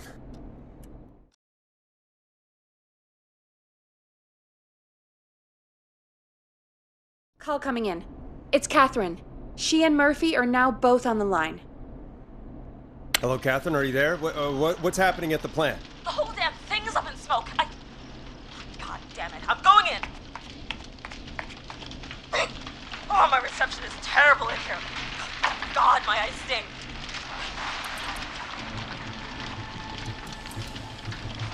Murphy, can you see anything at all? Yeah, I got a little flashlight.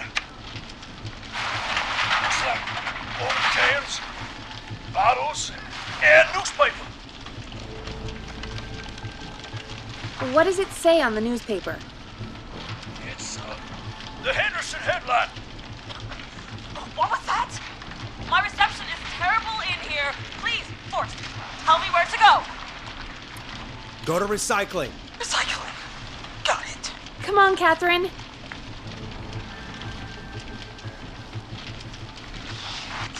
The plant's lit up again. I can go shredding or crushing. Which way? Murphy, do you know what part of the plant you're in? I'm in a dumpster, man. What do you want from me? Do you hear anything, Murphy? I hear my heart about to pound out of my chest. Put the receiver up to the lid. Good enough.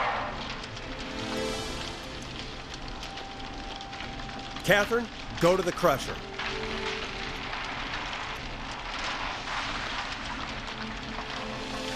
Okay, it's super loud. We're almost out of time. There are 3 dumpsters here. One for Gallows Creek Council, Henderson Disposal, and Quiet Ridge Municipal. Open the Henderson container.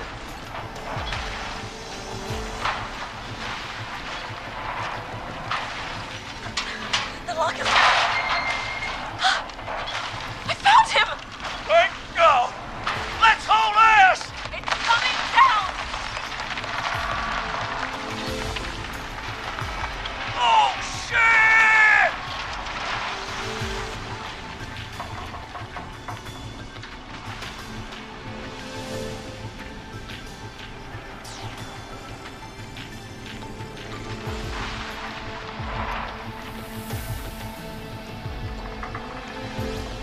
We made it! Oh, man. You saved my life. Thank you. Thank you. And I swear to you, now, I'm gonna raise Fernando to be like you. And I'm getting my money back from Mr. Robbie. Hey, you just get home to your son, okay? Will do, Forrest. Gallows Creek has 2 folk heroes tonight, Murphy and Catherine. I'm sure their deeds won't soon be forgotten. Great job, Forrest. No time to celebrate, though. We got a caller. You know what to do. All right, folks. Another of our good citizens is on the line. Let's see what they have to say. Welcome to 189.16 The Scream, with me, your host, Forrest Nash. Forrest, Teddy Gallows Jr. here. I just want to say that my thoughts and prayers are with my Gallows Creek neighbors during this awful time. Oh, it's mayoral candidate and scion of the town founders, Mr. Gallows. Are you in danger? We need to be a town of law and order. We need cops who have the tools and funding they need to keep us safe. Okay, Teddy. I know you're an outsider to our little town here, Forrest. But you're really stepping up to bat for us all tonight. I just want to say thank you for taking a swing for Gallows Creek. Jackass. Right. Thanks, Teddy. Now, are you... Teddy, you lowlife! This is not the time to promote your damn campaign. I just want to make sure our town is safe and prosperous. That's why the Gallows Family Factory, founded by my father, Theodore C. Gallows, God rest his soul, which employs over 200... Teddy, unless you've got an emergency, I'm cutting you off. You know what? I do have a problem. A problem that's ruining our town. You know what it is? I didn't ask about a problem. I said emergency. The problem is that woman, our current mayor, Linda Cartwright. Oh, here we go. She just isn't one of us. Linda Cartwright is un-American, unstable, and... You're not better than anyone, Teddy. Just because you inherited half the town, Your producer sounds a little unstable too. Don't you dare speak to me that way. Cut him off, Peggy. I can guarantee this kind of thing will not happen when I take office. The moral decay of... And that's enough of Teddy Gallows Jr. for one lifetime. I always feel disgusting after hearing him talk. Just play an ad, Forrest. I need a minute. We'll be right back after these messages. Teddy Gallows Jr. is a family man, a devout Christian, and a proud patriot. Teddy Gallows Jr. is Gallows Creek. Like his father and all his fathers before him, Teddy Gallows Jr. has worked hard to create jobs, improve infrastructure, and make Gallows Creek a good place to raise a family. Unlike current mayor Linda Cartwright, Teddy Gallows Jr. lives in Gallows Creek. He's our neighbor, and he stands with our neighbors.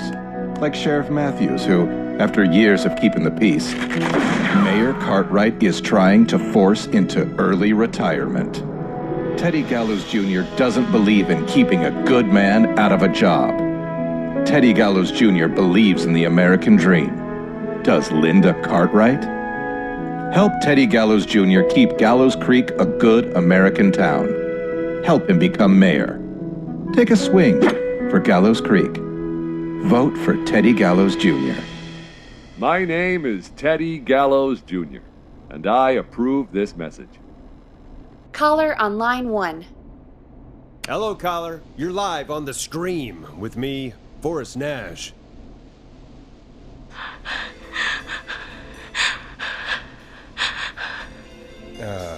Hello, caller. Who is this? I need the police. I'm Forrest Nash. I'm standing in for 911 tonight. What's wrong? There's a guy hunting me and my friends. I think he's killed some of them already. That's him. He's just outside. I can see him from up here. God damn it. She's just a kid. Where are you? Are you somewhere safe? Oh my god. Oh my god. Stay with me, kid. Focus. I can't do this. Focus. Tell me, what's your name?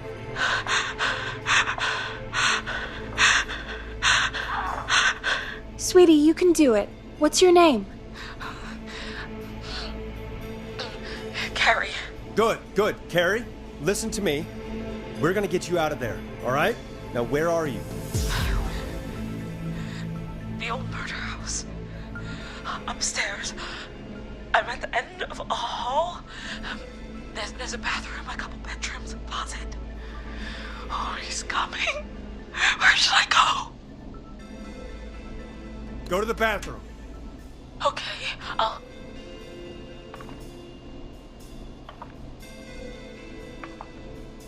He's here. He's here. He's gonna kill me. Forrest, I don't think we can... Run!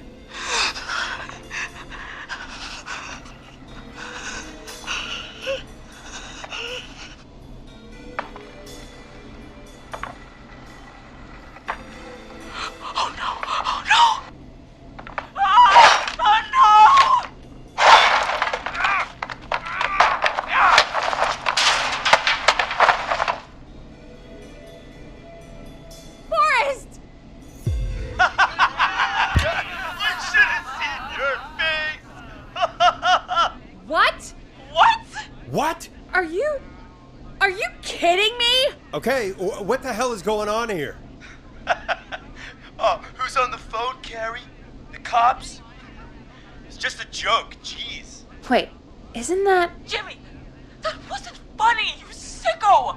Of course I called the cops, but some guy just answered instead. What guy? Forrest Nash. What the hell are you all doing? It's prank night, old man. We're just having fun. That's the kid. The kid who called in earlier pretending to be the whistling man. That's it. I'm out of here.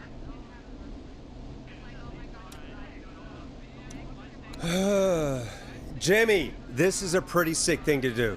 What? It's whistling night. That little idiot. Whistling night? It's a stupid tradition. Especially stupid since that one kid died back in... Would you take off that stupid mask if it's hard to breathe? Who's under there anyway? Is that you, Seth? Idiot! Seth is right next to you. That's, wait. Oh no. Who are you? Oh no, man!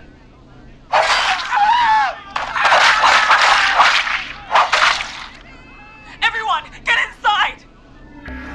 Everyone, run! You two, right the door. Scott, Heather, you barricade the back. As long as he's out there and we're in here, we're safe, right? You bought time, but not much. Forrest, we have to... Heather, I already called the cops. Forrest picked up. He's the best we're gonna get. Who is with you, Carrie? My friend, we drove out to the old murder house and... Oh, of course! The van! Who's got the keys? Jimmy had them. Jimmy. Oh.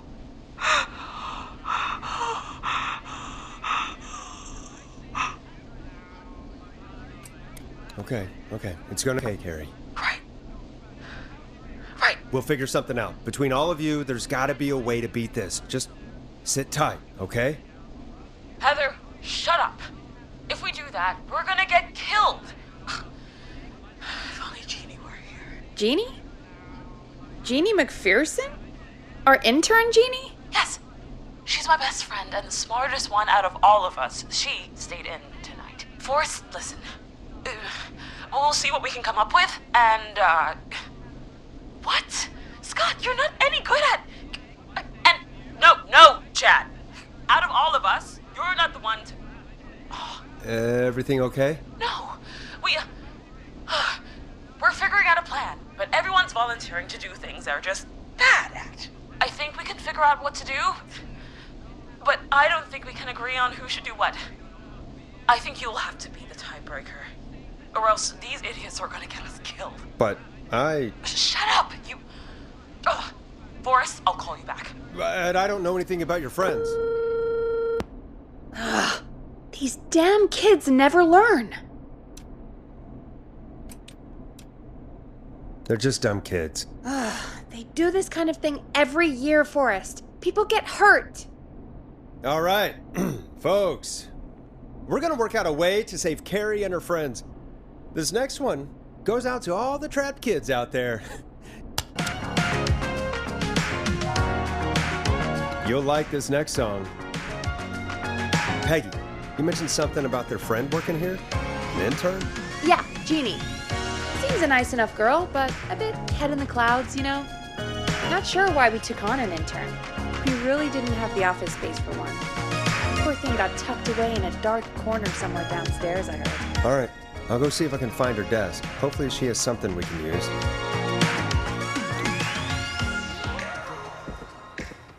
Peggy said her desk is downstairs.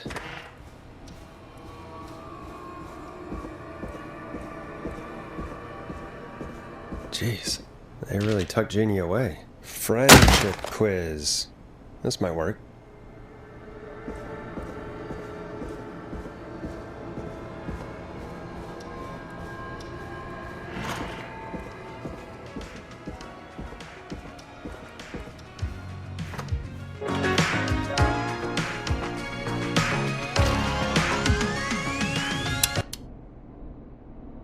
Hey, you find anything that'll help us out? Yeah.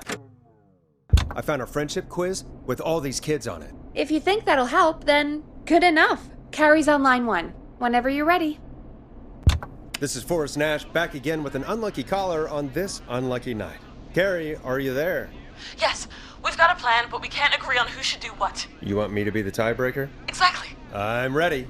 What's the first step? Okay, first things first. We'll need a spotter, someone who can keep an eye on the killer. We'll need someone on the roof. It's gonna be a hard climb. We're deciding between Heather, Kyle, and Hot David. Heather's got this. Yes, Heather, he picked you. Now please, stop talking about all your cheerleading trophies. Part 2. The Whistling Man padlocked the gate back to the road. Before we drive out of here, we need someone to pick the lock. Seth, Jennifer, and Scott all want to do it. Jennifer.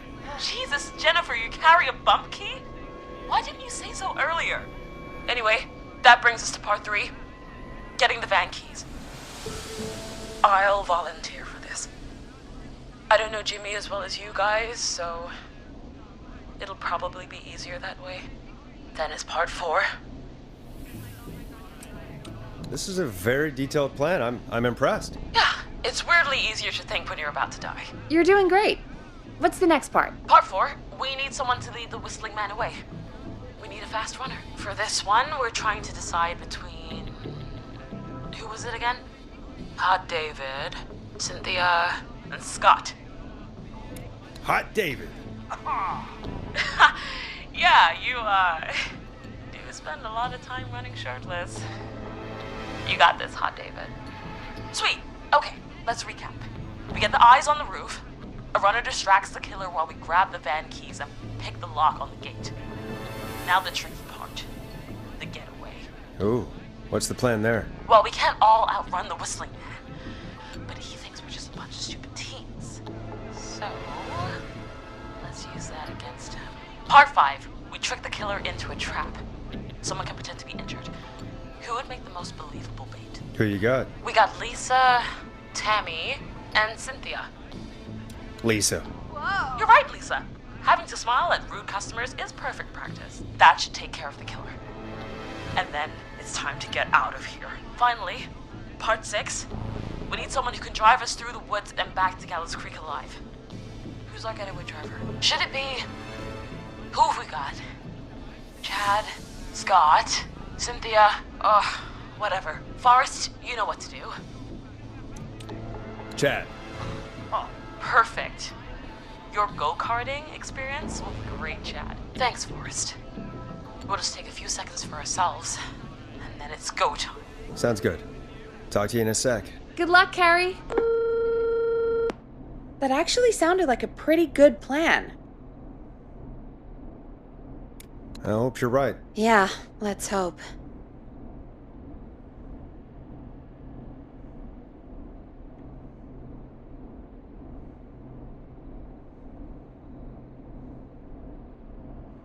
Oh, the kids are back already. Line 1 again. If you're just tuning in, we're coming to you live with a bunch of teens about to flee a madman. Listener discretion is advised. Are you ready, Carrie? We're good to go, Forrest. Good luck. And Godspeed. You got this. Here we go, everyone. Spotter, to the roof. Go, Heather. She's off and away. All right, Renner. Get ready. Wait for the spotter's signal. Spotter says go.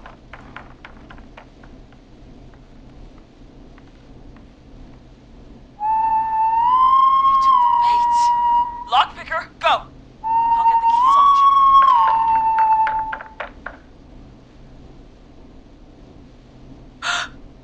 Oh, Jimmy. Oh, his face is... The keys. Carrie, you need to get the van keys. His face is lying next to him, Forrest. He got caught. Oh, God. Just, focus. Breathe. Right. The van keys. We got him. It's... Jennifer got the gate unlocked. And Hot David should be back any second. Perfect. It's working. I can't believe it's actually working. You're doing great. Focus. You got this. We got this. Next step, trap the killer. All right. Wait.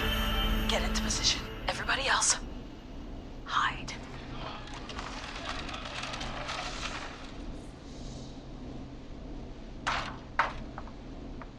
Okay, performer.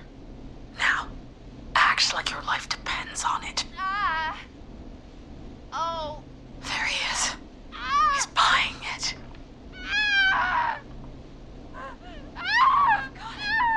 Now! Push the bookshelf over!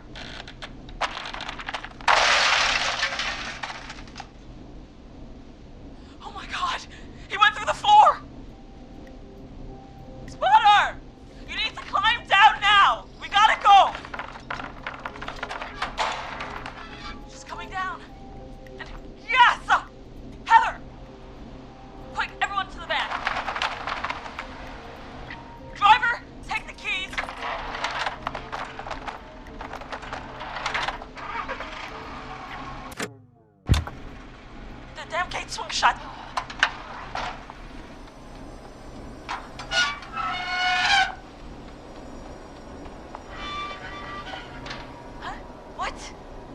stay open. I'll hold it. You drive through. Carrie! What was that? It's a whistling man. Drive! Now!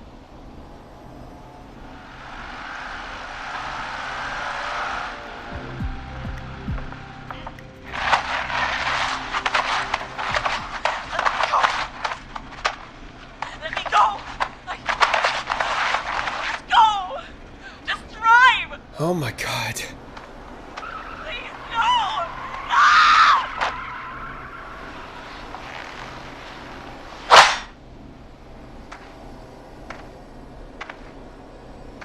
Carrie?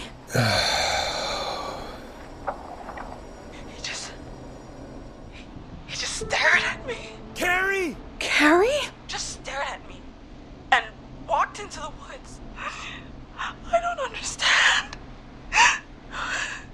Thank God you're okay. Can you get somewhere safe? I can make it home. Thank you both for helping. If you hadn't, It was your plan, Carrie, and it was a great plan. It was really all you, Carrie. Still, I need to get home. Breathe, Carrie. You're okay now. I'll call you when I'm somewhere safe. Talk to you then. Folks, that was a lot. Our thoughts go out to Jimmy's parents in this awful time. For any kids listening in, please stay inside and stay safe. Parents, hug your kids extra tight tonight. Here's a song for the girl walking home in the dark.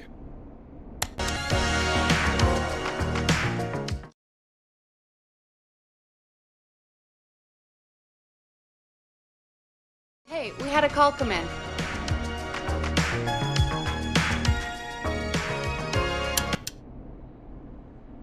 Forrest Nash here. Listeners, we've got another caller live on 189.16, The Scream.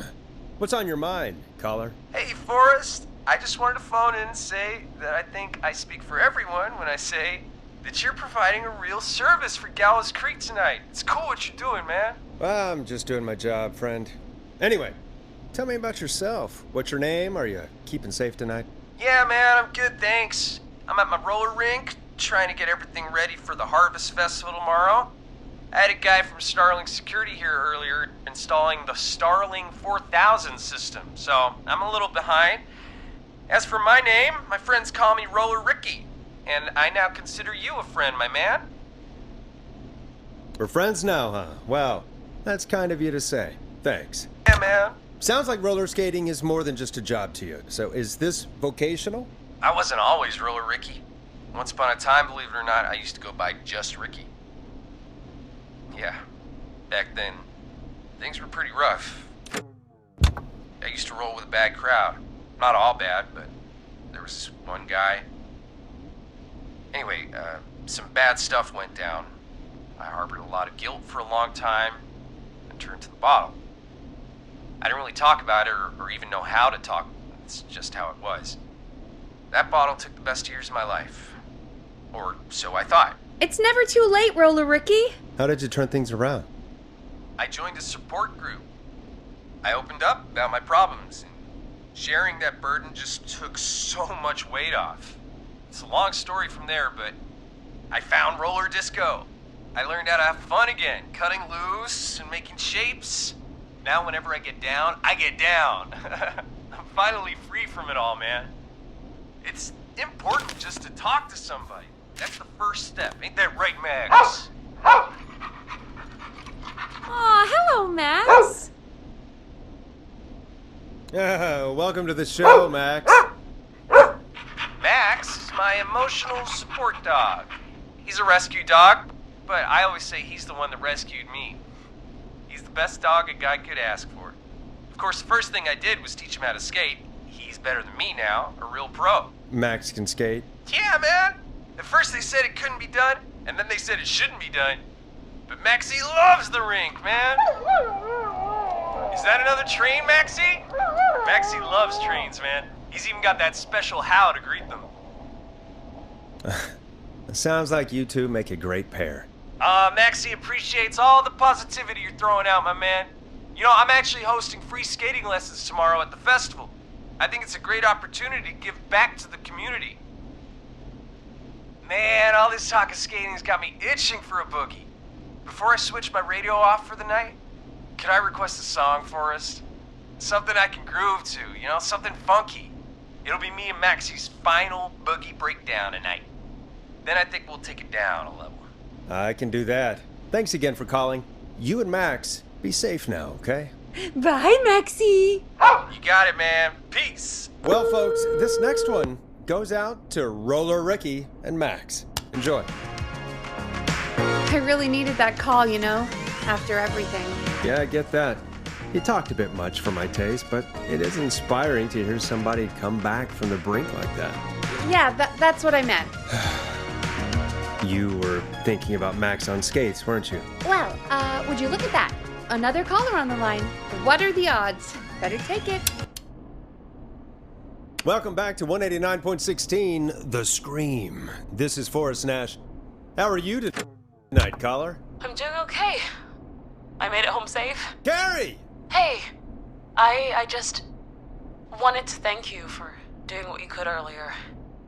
You know, even though we lost Jimmy, and I don't know. Hey, it's okay. You were so brave earlier. You're safe now. I wanted to ask you why he didn't... Why am I... Why what, Carrie? Why did he spare me? After what he did, why let me go? Maybe he didn't kill you because he saw you as a victim. Maybe. But why would that stop him from killing me too? After everything he did to... These stupid hazing nights have to stop. Carrie, you did so well tonight. Stay safe and rest. Help is coming to Gallows Creek. We just need to hold on. Thanks, Peggy. Hey, Forrest? Could I request a song? Of course, Carrie. What song? Any song by Blast Processor. And thank you. This next one goes out to Carrie.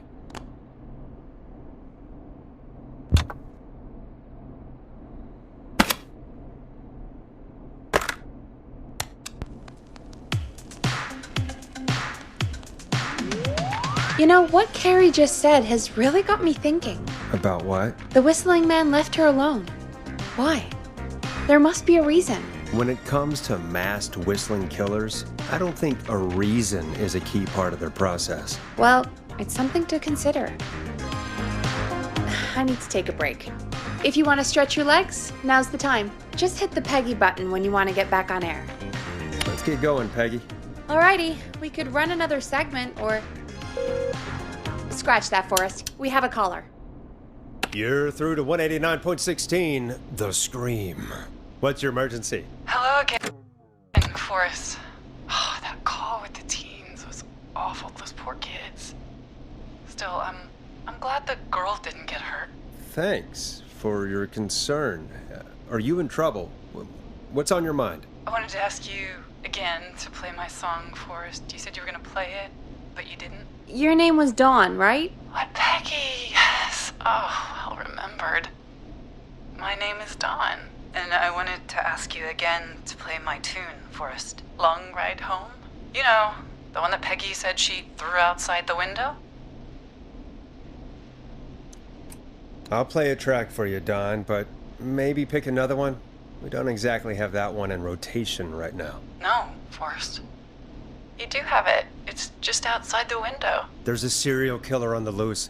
I can't just go outside hunting for a record. I'm really sorry, Dawn, but we just can't get it right now. But wasn't the whistling man just at the old murder house? That's miles from the station. It won't take you a second to grab it. Call us back tomorrow when this is all over, Don, and I'll gladly play it for you then. No, that won't do. Don't worry. I think I can bring you around. Forrest? Peggy, I'm calling with more than a request. I know something. I think I know who's gonna be next. What? Are you serious? Play my song, Forrest.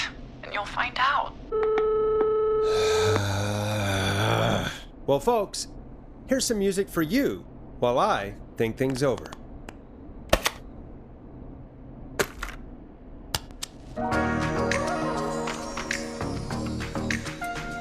Is she serious, Peggy? She's serious about hearing that song, that's for sure. Peggy, I mean, is she serious about... I don't know, Forrest, but we don't really have a choice, do we?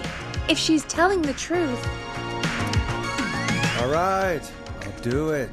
You're a good man, Forrest. I'll slide you the key to the fire door. Wait. Our fire door has to be unlocked? Yeah, you know, I never thought about it, but yeah. We should talk to Reggie about that later. Anyway, I'll hold the fort down while you're out. Maybe I'll even get a caller. That could be exciting. 189.16, The Screw. With me, Peg.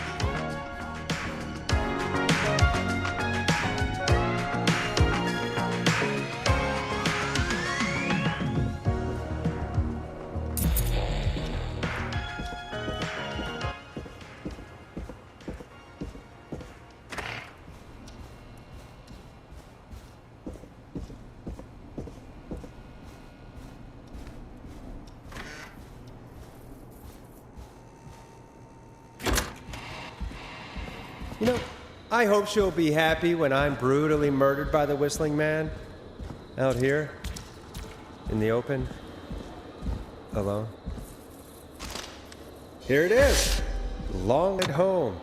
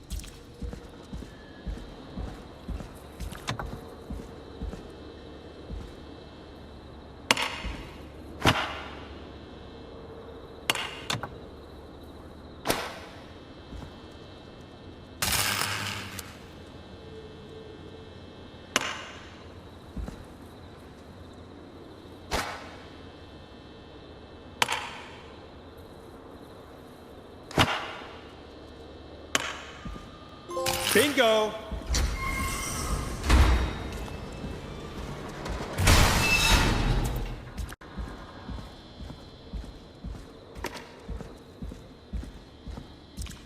I could probably survive that fall.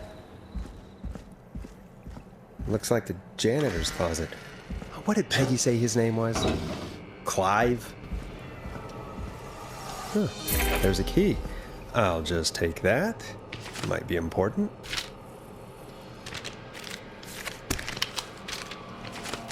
What the hell? Peggy is not gonna believe this.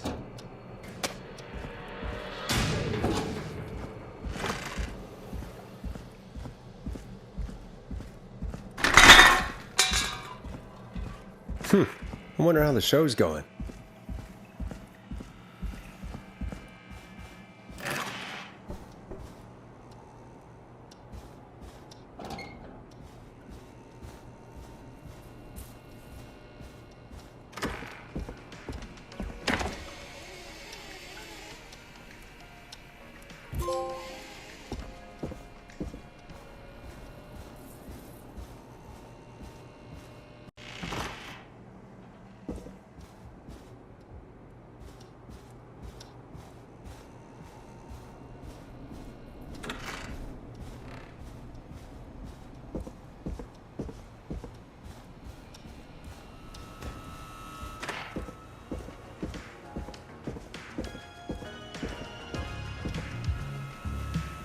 Isn't that such a good song, folks? And now for... Jesus, Forrest, you've been gone for ages. I thought something had happened. Something did happen. Clive, the janitor, might be Clive, the murderer. What? I'll start from the beginning. The fire door locked behind me, so...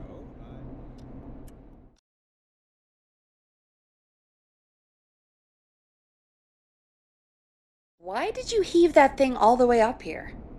Because the basement's creepy as hell, and I don't like standing around down there. Fair. Alright, let's run through this again. We have a creepy board you found in a creepy basement, made by our creepy janitor, who you think is the creepy whistling man. Yep. And on the creepy board are the names Chuck, Kim Walker, Rebecca Allen, and Aunt Williams. Correct. And you think one of these people will be the whistling man's, Clive's, next target. That's right. And we've got to find him. You said there are 4 locations listed there too? The hospital, the power station, the gas station, and the trailer park. Clive must think the target is at one of those locations.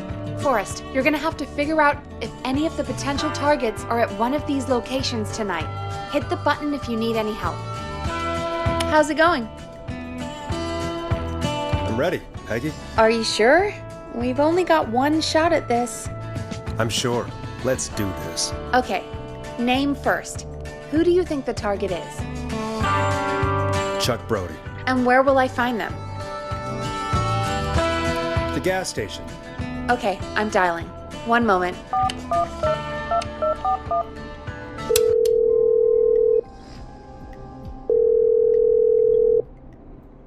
Hello? Chuck Brody! Listen, I know this sounds crazy, but we have reason to believe the Whistling Man is coming for you. You need to get yourself and everyone else out right now. The Whistling Man? Who the hell are you?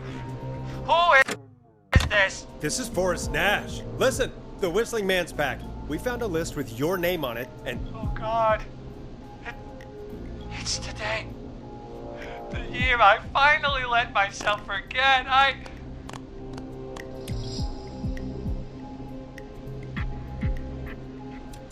Quit talking and run! I think he ran off. Well, fingers crossed that Chuck... Jeez! It sounds like something blew up! He's using bombs now? Is Chuck? I don't know. Hang on, we're getting a call. Hello? Chuck? Chuck! Forrest! The whole goddamn gas station's gone up. Is anyone hurt? I don't think so. I got everyone to follow me out. The town's only ambulance was blown to hell, though. Yeah. Damn it, that fireball threw me. I've got to get to the hospital. I'm not feeling great. Forrest, man. I can't thank you enough, but... Damn. I gotta go. Wait, Damn it. We lost him. What was that about today? Oh, Forrest, the call board is lighting up. Get us into some music while I deal with this. Here's some music while we regroup here on KFAM 189.16, The Stream.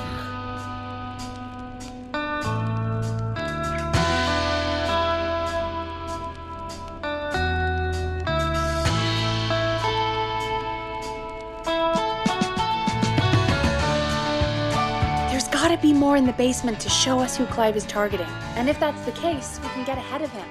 Stop the killings before they can happen. Forrest, we need to go back down. By we, you mean me, right? Yep. Like I said, I need to handle all these calls. Maybe start with that creepy mannequin room you mentioned before. I still have a lot of questions about those, by the way. Me too.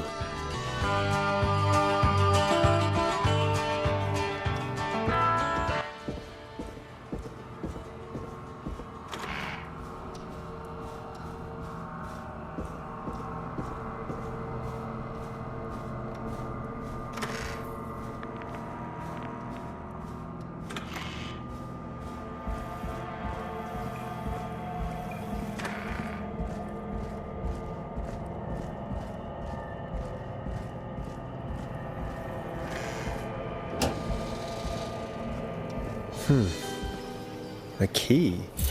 Was this always here? I must have missed it when I brought everything upstairs.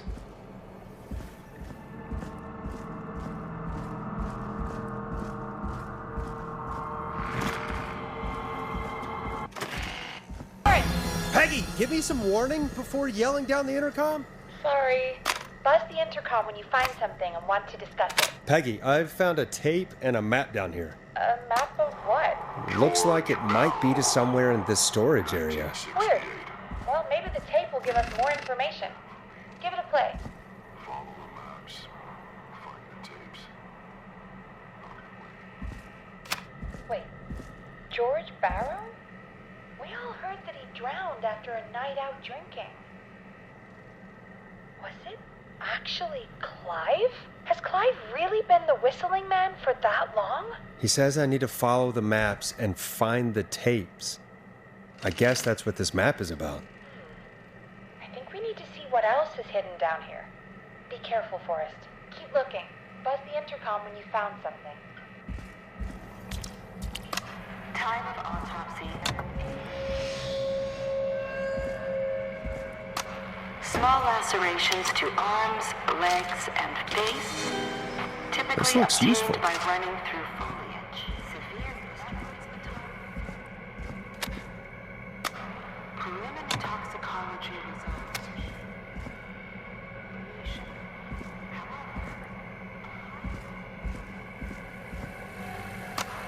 Additionally,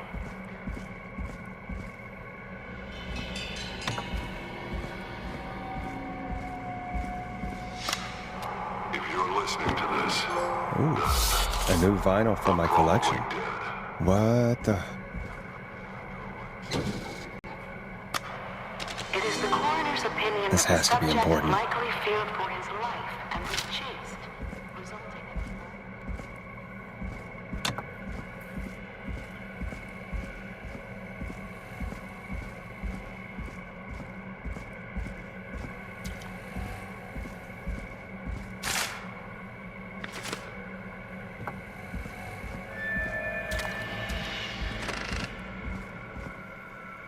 What have you found, Forrest? It's an autopsy tape. Doesn't say for who, but I think it must be for George. Poor George. He was so young. Something's bugging me, Peggy. What do you mean? I swear I recognize the voice of the woman talking on the tape. I just can't place it. Seriously? Do you think you've met her before? I don't know. I mean, I just got here recently. I don't know. Found another tape. It talks more about how George died. What did it say? It sounds like he was running for his life. Sprinting through trees and bushes, getting cut up all over. What would drive someone to do that? I'm not sure yet.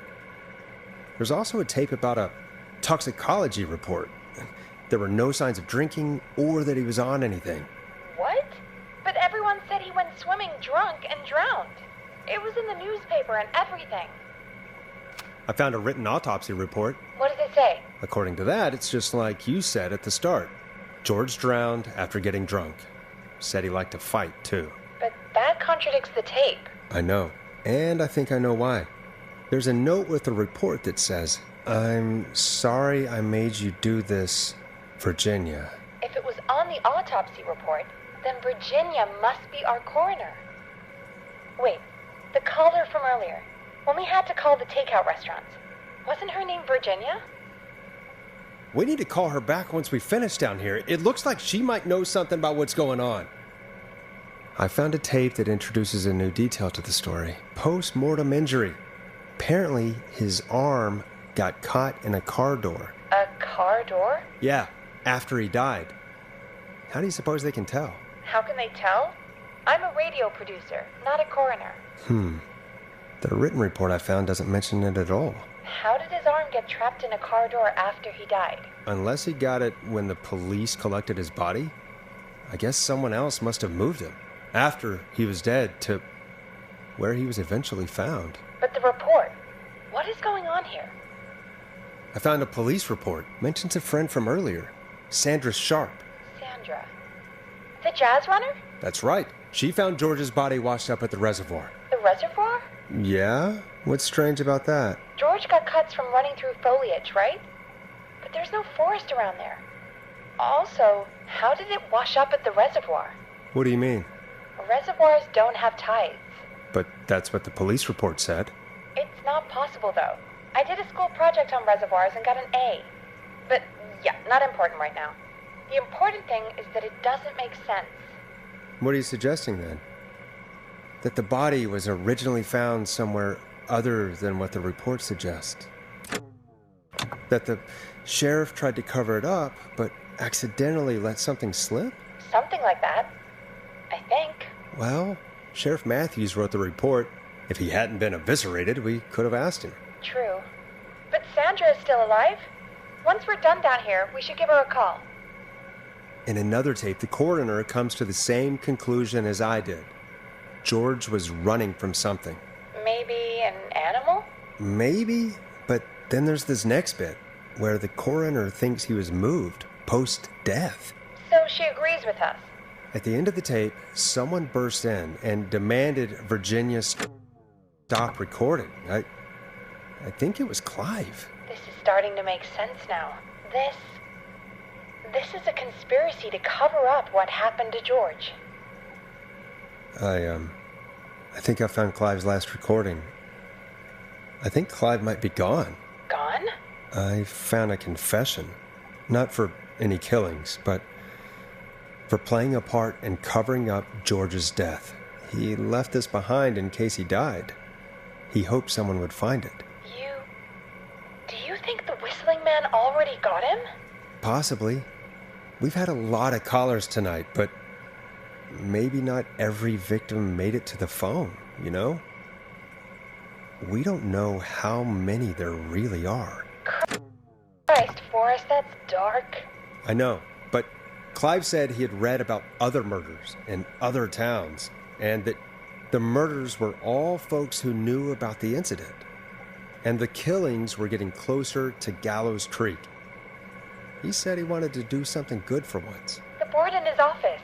He wasn't tracking people down to kill them. He was tracking them down to save them. Ugh, why didn't he just come out with all of this? He said his employer threatened his family if he spoke out about any of it. His employer? The one who orchestrated the cover-up? Oh, Clive. I'm sorry for thinking you'd killed all those people. Do you think you found everything? I think so. Forrest, what's going on here? Someone wanted that boy's death to seem like an accident. And they hired Clive to make it look that way. Come back upstairs when you're ready. We need to figure out our next step.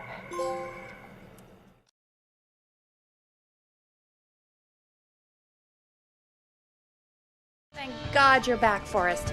I've been running out of stuff to pad our airtime with. Peggy, you work in radio. Forrest, I'm stressed. I mean, really, how are we supposed to keep a show going with all this happening?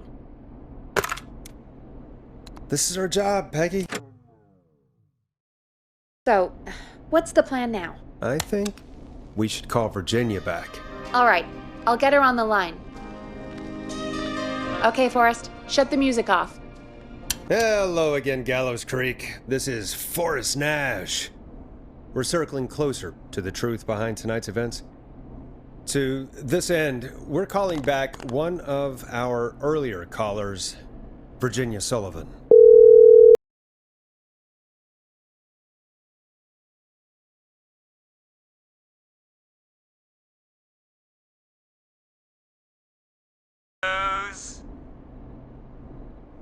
Plunker, hey, it's the Radio Man, Forrest Nash. Radio Man? What's up? Solving mysteries, saving lives. The huge. Right on. Plunker, what are you doing at Virginia's house? She asked if we could stay to keep an eye out for that whistling turd. So we're hanging out, bro. Well, that's big of you, Plunker. No. It's nothing. Can I speak to Virginia? Sure thing, Radio Man. I'll just go get her. Who is this? Hey, Virginia, it's Forrest. I'm glad you're still okay. Oh, Forrest. Sorry, I'm still jumpy. Don't be sorry. You've been through a lot. I'm so sorry this happened to you, Virginia. I thought I was. I thought... Easy. We're not calling to talk about earlier. We're calling because we think you can help us understand why this is happening tonight. Me? What would I know? Does the name Clive mean anything to you? Clive? No. I don't know that name. What are you asking about this for? You mentioned that name earlier when you called us the first time. I don't know what I said then. I was petrified, Forrest. Clive's the janitor at our station, and we know you spoke to him in the past. Forrest, please. You don't know what you're doing. He'll come for me. Virginia, it's okay. Clive won't be coming after you. We think Clive's dead. Dead? But isn't he? He's the whistling man, Forrest. Why are you so certain Clive's the whistling man? Because all those years ago, It's okay, Virginia. He's gone. We found evidence to suggest well... And we found your autopsy reports for George Barrow. How? I saw him destroy them. Well, he didn't. I don't know if he kept them or made copies or what, but we found them. And we know it's related to what's happening tonight, which is why we called you. Why did you write a false report? All right. One day, I came into work to find a boy on my slab. And as I finished the autopsy, this man, Clive, he just burst in. And he started making demands to give over the reports, to falsify what I found. Of course I said no. But, well, when someone wants to make you do something, they can use the carrot or the stick. For me, he used both. You see, my sister is sick. She has a chronic condition that's never going away. It's expensive to treat, and it was getting to where I couldn't afford it. And Clive promised me that his employer would pay for my sister's treatment if I did what he said, and that if I ever spoke about this, he'd beat me to within an inch of my life. I don't know why he had me do it, but my sister needed me. You have to understand. She needed me. We understand. Thank you, Virginia. That was brave. God, I just want this nightmare to end. This will help end it, Virginia. Thank you. Stay safe, Virginia.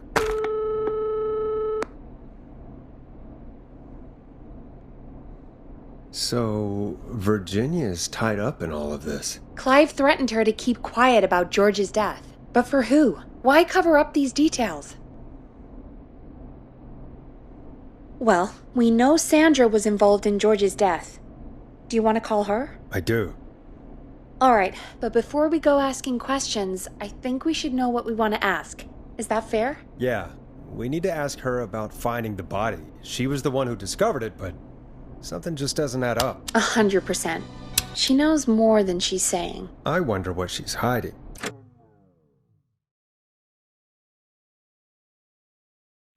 We'll hopefully find out soon. Anyway, just be careful when you're talking to her. Don't push too hard. We don't want her to hang up. I'll be careful. Alright, calling her now. Hopefully she's at her jazz studio.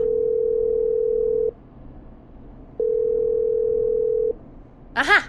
Forrest, you're through. Hello, this is Sandra at Jazz Pizzazz Jazz Studio. Who's this? Hello again, Sandra! It's Forrest Nash of 189.16, The Scream.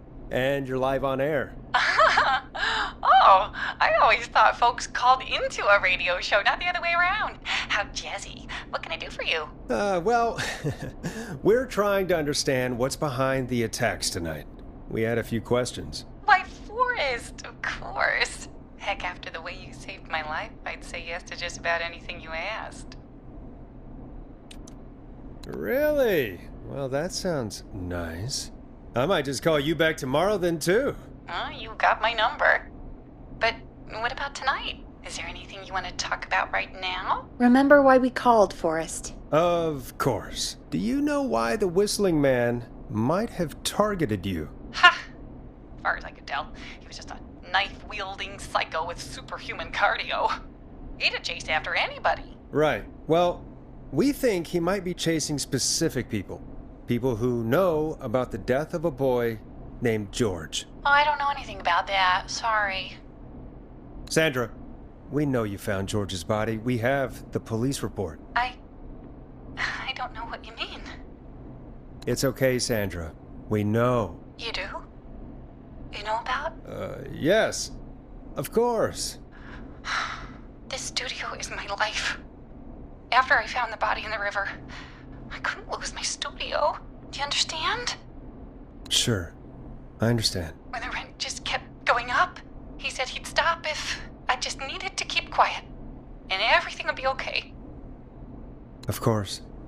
We understand. I mean, it's not like I killed him. What was the harm in saying I found him in the reservoir instead of the river, right? Right? I'm sorry. I can't do this. And she's gone. I don't think that could have gone any better. You truly did great, Forrest. Well, folks, if anyone out there has any thoughts on what's going on tonight, please call in. That's good timing. We've got a call waiting just this second. Welcome to 189.16 The Scream, with me, your host, Forrest Nash. Hi, Forrest. I know this is really out of the blue with everything happening tonight, but I wondered if you could send this special birthday message to my uncle. You know what? I'd welcome a change of pace. I'd be glad to. Thank you, Forrest. He's my Uncle Ronnie. His first name's Peter, but he never liked his name. But since he always had salt and pepper hair, even as a kid, can you believe it? Folks always called him Pepper. Thanks for the history lesson. Is there anything besides happy birthday you would like to say to Mr. Pepper? Oh my god damn it! Yes! Tell him he can get the best birthday deals and party packages here at Putney's Pizza. Starting at You son of a bitch! Stop calling us! Sorry, Forrest. Let's just move on. We've already got another caller on the line. This is 189.16 The Scream. I'm Forrest Nash. You're on the air, caller.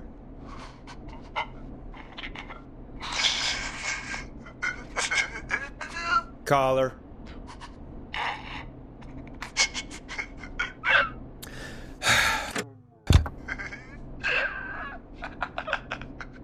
Ponty. Ponty's Pizza always delivers. Come rain or sleet or whistling man, we'll be there.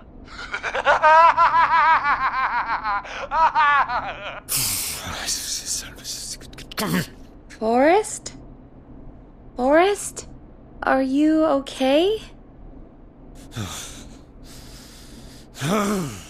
Forrest? I hope the Whistling Man gets him with his own pizza slicer. Jesus, Forrest? Sorry. That was too much. It's okay. It's been a high-stress night. Don't worry about him anymore, okay? Not for tonight, anyway. I think he's spent for now. We've got another call, whenever you're ready. Folks, don't spend your money at Ponty's Pizza. That's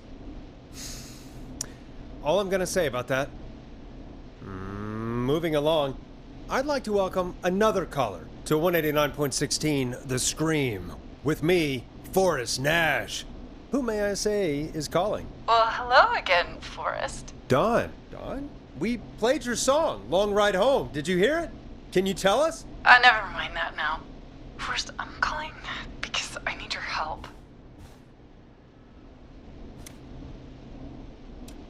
Are you in danger? I sure am. Do you mean... Yes, he's after me now. You? I think so. He must have heard me on the radio helping you. Helping? You didn't exactly help. Maybe I've been helping more than you know. I was out following a lead, trying to work out who would be next, after Chuck. And what happened? And I started to feel like I was being followed. I came back to my apartment building, but this newfangled security system has me locked out. I need you to help me get inside. Can a neighbor let you in? I only moved in last week. I don't know anybody yet. There's not even a buzzer here, only the keypad for the entry code. I need that code to get inside. Which apartment block do you live in? Maybe one of our listeners lives there too. It's the new Woodside apartment building between the town hall and the trailer park, but I doubt any of your listeners live there. I don't have many neighbors. Sounds like a prime piece of real estate. The sound really carries at night. Shit. Sounds like a noisy part of town. It is. Boy, I wish he'd muzzle that thing in. Oh. And now he's blasting David Scopo out of his window. This night can't get any... The whistling man. He's coming down the street. I don't think he's seen me yet. Forrest, please. I need your help. I need the code for that security system, or I'm gonna die. What's the name of the security system? There's a sticker on the box. It says Starling Security 4000. There's a keypad, and it looks like it wants a 6-digit number. Starling 4000. User manual.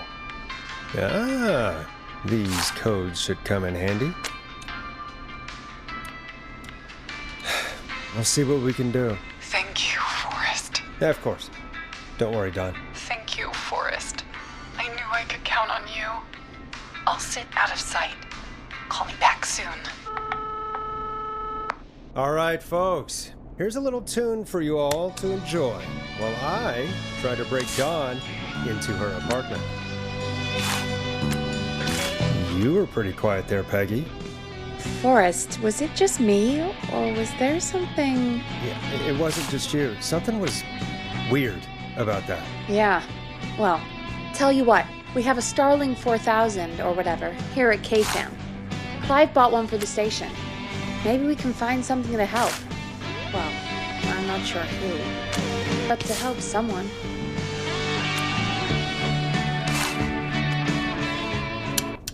Okay, so she's locked out of the Woodside Apartments, and somewhere, Clive probably has the papers for the Starling 4000.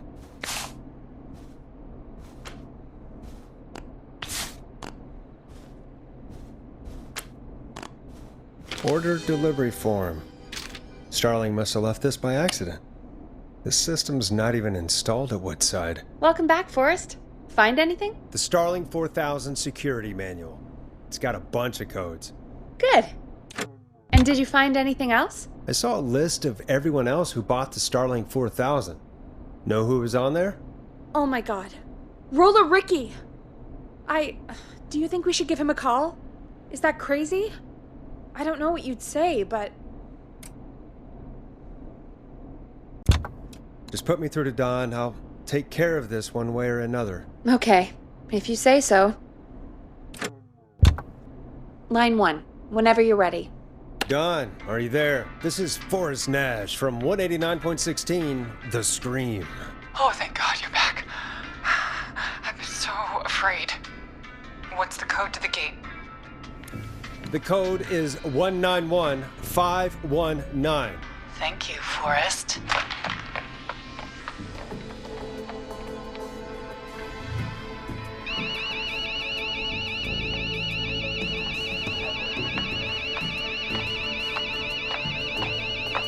Son of a bitch. Ah!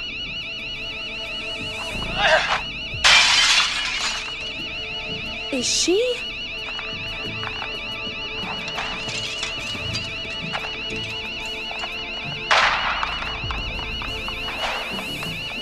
Yeah, stay out! Nobody disrespect the sanctity of the ring! Don't ever come back here again! I'm calling the cops!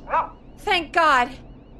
Hello? Is someone there? Ricky, get back inside and turn on the radio. Whoever that was, she was trying to break into the ring. She? Forrest, man, you got no idea. That was him! That was the whistling man! The alarm gave me just enough time to get my rifle. I don't like hurting folk, but I can't let anything happen to Maxie. He's my best friend, you know? Listen, man, I'm heading back inside. Gonna barricade that window. My man, thank you. you and Peggy can skate for free whenever you want, forever. That's a done deal. Thanks, Ricky. Can't wait. You got it. Talk to you soon. Okay, Gallows Creek, here's some music while we process what just happened. So, the whistling man is a woman? I know. I can't believe it. She called up. You spoke to her multiple times. Yeah, she seemed pretty normal. Why do you think she requested that song? To get me outside? Maybe, but how? She didn't know the song was outside to start with. That's right. She never actually attacked me out there. So? What now? I guess I should make an announcement. We do have new info. Okay, kill the music and you can make the announcement. Okay, you're live in 3, 2...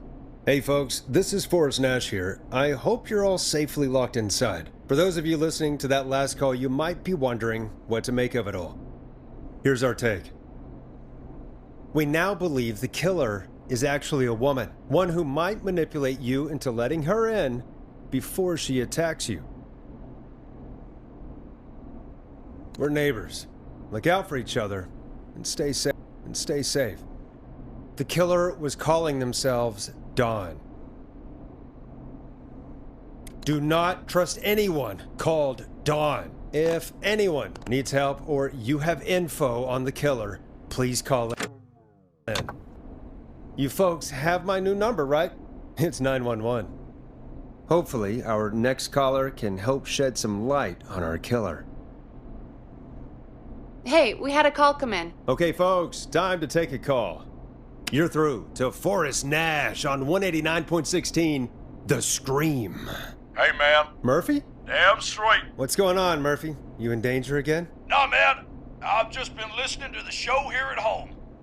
And since you asked folks to call in if they could help out, well, I'm calling.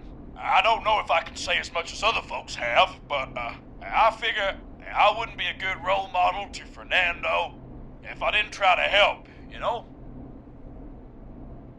You're a good father, Murphy. Absolutely. Fernando's a lucky kid. Oh, thanks. So, what do you want to know? Well, what can you tell us? I don't know, really. All right. Well, do you know anything about the death of George Barrow? Absolutely nothing. Okay. What about the killer herself? Herself? Man, I didn't get my ass kicked by a lady. The man I went toe-to-toe with was a man. You heard the last call, right, Murphy? Yep. So you know it's a woman, and you were trained by a VHS, Murphy. I know, but... Man, how could it have been a woman under that mask? Let's just move on. Do you know anything about the history of the Whistling Man? No, sir. Tonight's the first time I ever heard of him. What? I moved here 3 years ago, man. What do you want from me? Nothing. You and Fernando just stay safe. Right. Sorry I couldn't help you all more, man. Now, if you'd have asked me about gators... Forrest, we have a call coming in. Sorry, Murphy. I think that's all we've got time for right now. All right. I'll catch y'all with the gator talk later. Night. Well, folks, that was a bust. But perhaps our next caller has more they can tell us. Let's find out. This is Forrest Nash, and you're listening. Please help me. My name is Casey Moore. I'm at 25 Nancy Drive. My best friend's been stabbed. He's bleeding everywhere. I don't know what to do. Please help me. Somebody's been stabbed? Can you tell me what happened? We'd been out at the reservoir. We were heading back to his place when we heard this whistling all of a sudden. He just started freaking out. He screamed at me, told me to hide. I'd never seen him like that, and I just panicked and ran and hid in a bush. Oh no. Forrest. Then what happened? He went up the road and talked to someone. I couldn't really hear or see anything. It sounded like he might have known the person, and they just stabbed him. Casey, was his attacker the Whistling Man? The who? They had a mask and wore all black? That's all I know. Please, we need help here. I'll get you help, but I need to know. Where did the masked person go? They left him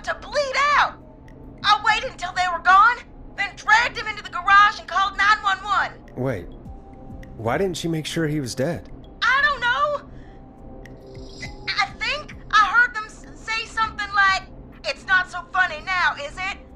before they left, but please, he needs to get to the hospital. I can't drive, so we need an ambulance. Forrest, the ambulance was destroyed in the explosion at the gas station. You should get all the info you can. What's your friend's name, Casey? It's Jason Parker. Can you tell us where Jason was stabbed? They stabbed him in the stomach, and then stabbed him again in his leg when he was on the ground, and it's... Oh, the knife is still there in his leg. We'll be right back. Peggy, patch us through to the hospital. On it. Phoning St. Gabriel's now.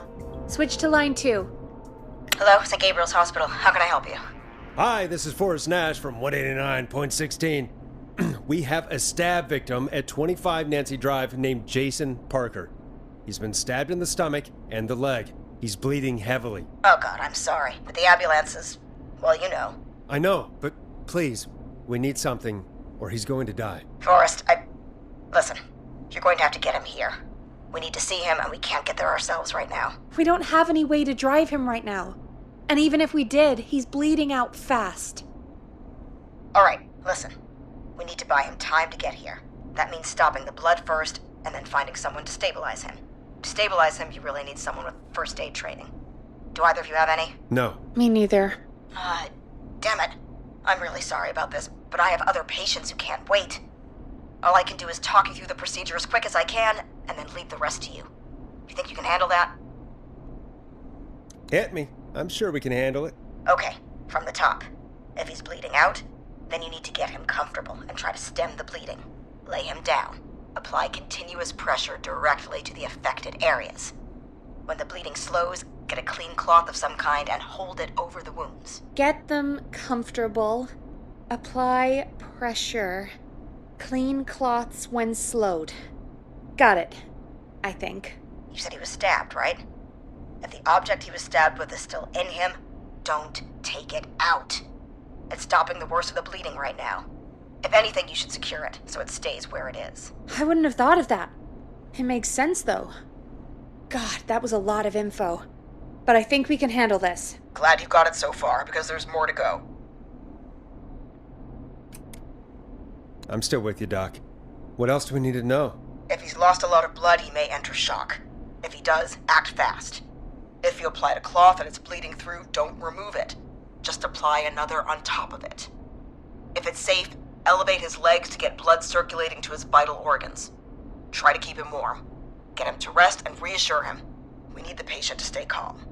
All right, don't replace bandages, elevate his legs, keep him warm and calm. This is a lot. I'm really sorry. That's as much as I can give you right now. Try to stop the bleeding, find someone to get him stabilized, and get him here as quick as you can. Good luck. All right, Forrest. Casey's still on line 1. Hello? Hello? Forrest, are you there? I'm here. How is Jason doing? Badly. He's still bleeding. I need help. I've been putting pressure on his stomach wound since you left, but he's still bleeding. I don't know what to do. That's good, Casey. The nurse said to do that. What about the knife in his leg? It's gotta be hell. Should I pull it out? No, don't touch the knife. The bleeding will get worse if you pull it out. Are you sure? I'm sorry. I'm gonna stop making suggestions. No, don't worry, Casey. We're a team here.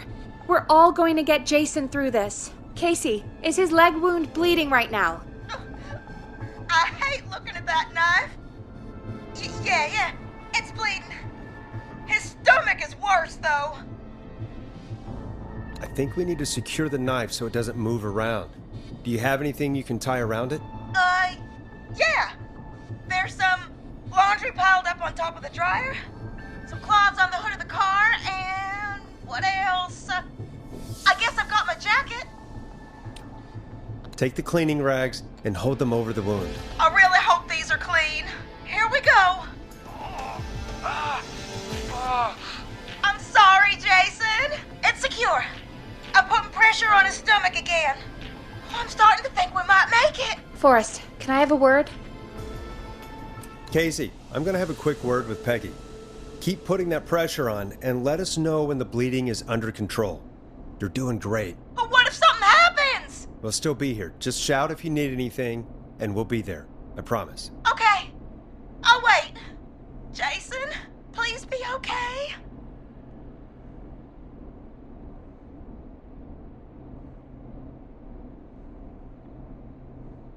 What's up, Peggy? We can't stay on the line with her all night. Dawn is still out there. What if other people need us?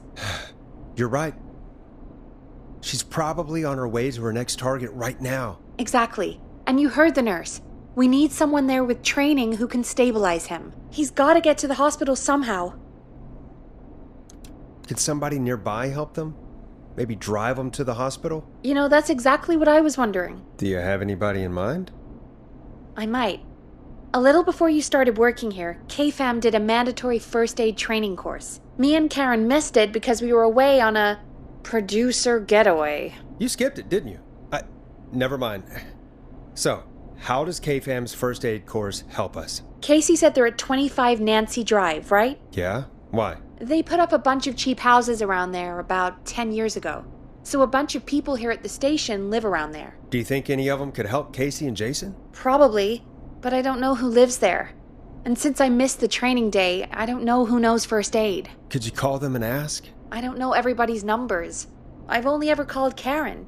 Everybody's personnel info is probably in Reggie's office. Got it. I'll look through their files in Reggie's office. It's a life or death situation. I'm sure they won't mind. Right. But there are a couple of problems with that.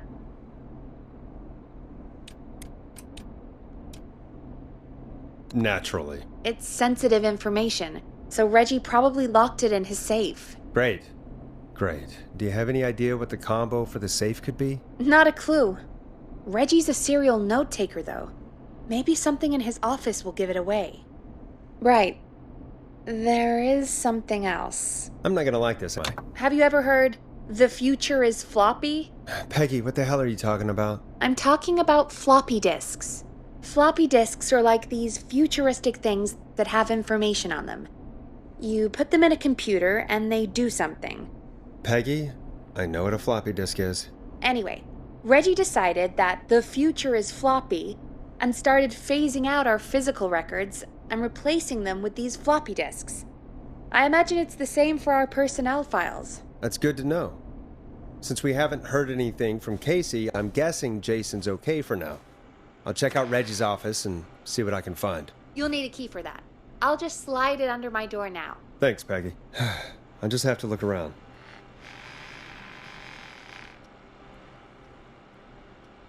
Good. I'll patch my mic down to the office so you'll hear me over the intercom.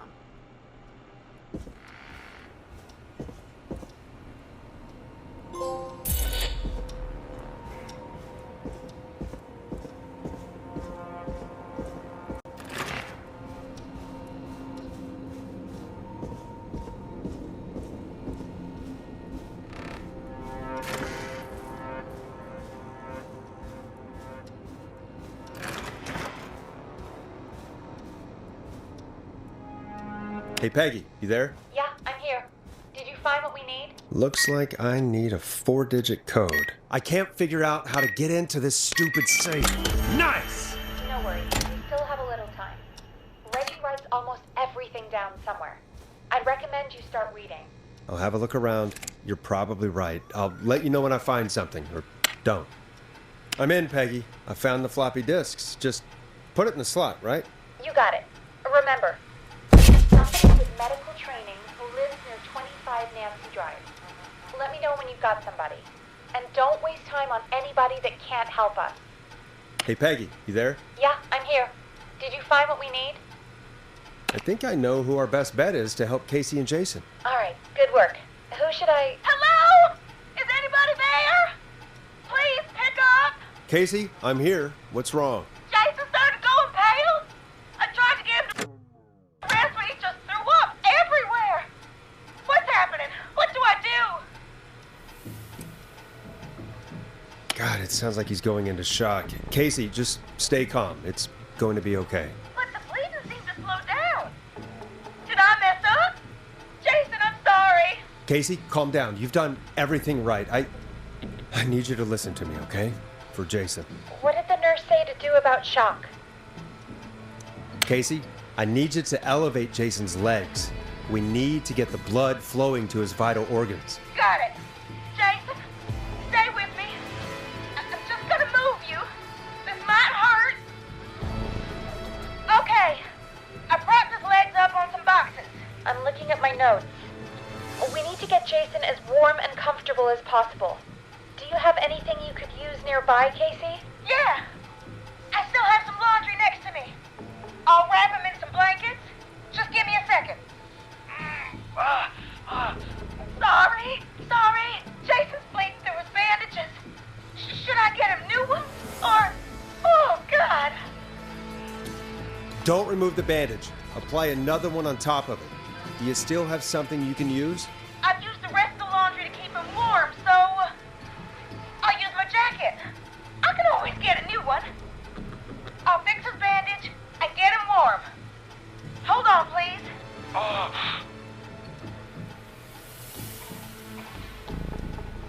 Sorry.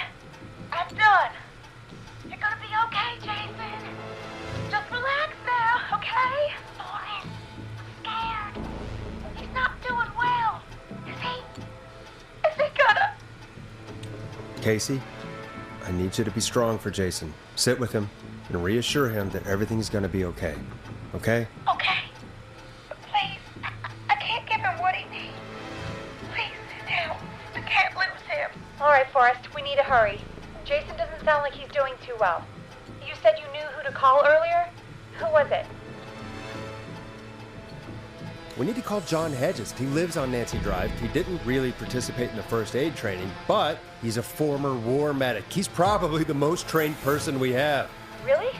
I never really spoke to him before. A war medic, huh? Yeah, and according to Reggie's notes, John keeps all of his old equipment at his house. He's something of a hoarder. All right. What's his number? 542-0735. Calling now. Let's hope he picks... Who the hell is this calling me at... What time is it? John, it's Forrest Nash here at K-Fam. We have an emergency and we need your help. Forrest, if this is a work emergency, then it can wait until the goddamn morning. Just leave me a note like everybody else. John, no, this is a medical emergency. A man has been stabbed by the Whistling Man, or... Never mind. He's badly hurt, and he's going to die unless we get someone to him now. The Whistling Man? What kind of joke is this? John, we're not kidding. A man is gonna die if we don't help him right now. Seriously? I haven't been called on for over 10 years. Where's the patient? What's his condition? He's at 25 Nancy Drive. I think we got his friend to stem the bleeding, but he's gone into shock. He's passed out right now. You say he was stabbed? Do you know the extent of his injuries? From what we were told, he has 2 major stab wounds. One to the stomach and one to the leg. The knife is still in his leg, and the stomach wound is open. Understood. Let me grab a few supplies and I'll head right over. Damned if he dies on my watch. Thank you, John. We'll let him know you're on your way. Good luck. Hello, Casey. Are you there? How are we doing? Bad. Jason seemed really weak and then just started thrashing. What about now? Is he still thrashing? He's passed out. Please tell me you found someone to help. Casey, help is on the way. My colleague will be there soon. You hear that, Jason? Someone is coming. You're gonna be just fine. Just hold on for me, okay? Just hold on. Come on. Hello, Casey. This is John Hedges. I'm here about Jason. Please let me in. I'm guessing that's Jason there. Casey, I'm gonna need your help. Forrest, Peggy, don't you two worry. We've got this from here. Okay. Forrest, we'll call you back later. I have to go now. Good luck, everyone. God, I hope he's gonna be all right. And with that, the show moves on. We're sending our best wishes to Jason. Well, after all that excitement, I think we could use some music. Come back upstairs when you're ready.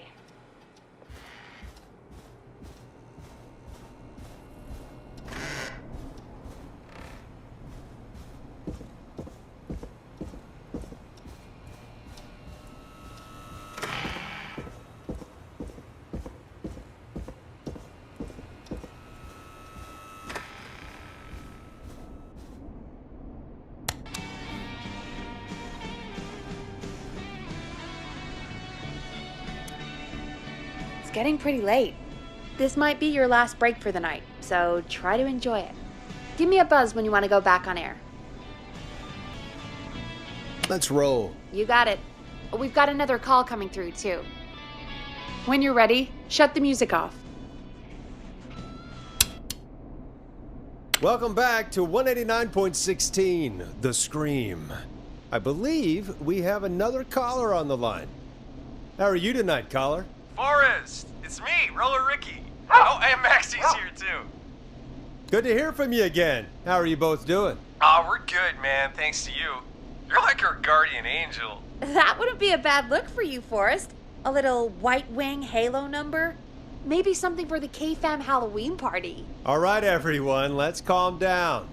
Ricky, I'm just glad we could help you and Maxie. Is there anything else we can help you with, Ricky? Actually, I think I have some info that might help you.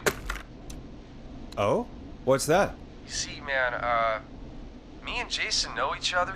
You know each other? Yeah, we went to Gallows High and played on the football team together.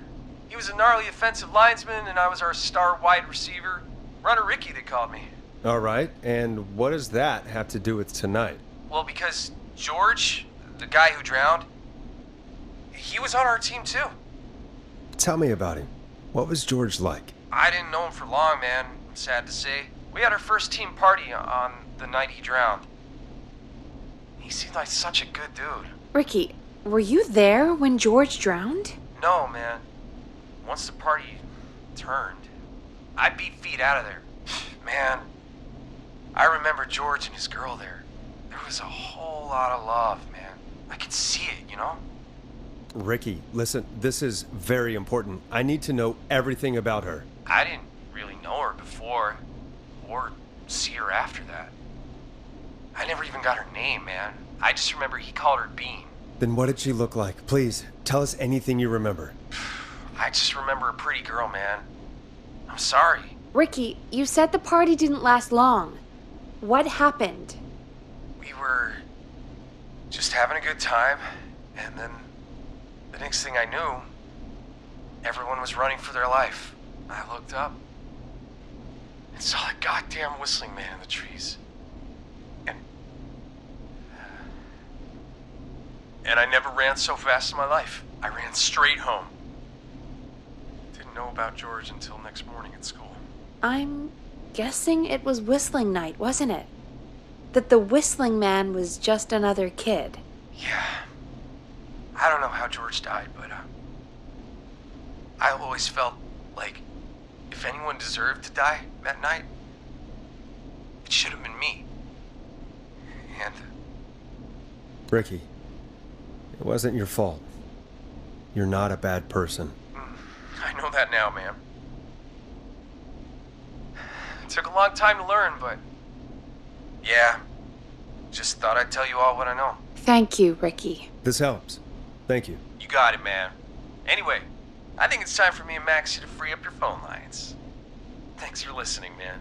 I'll let you to it. Night, Ricky. All right, folks. Looks like we got a new lead in the case. If anyone has any info about this mysterious being, please call in. If she was George's girlfriend back then, she's probably in her mid to late 30s now. Huh. Oh, we have another call coming in, but hang on. What's up, Peggy?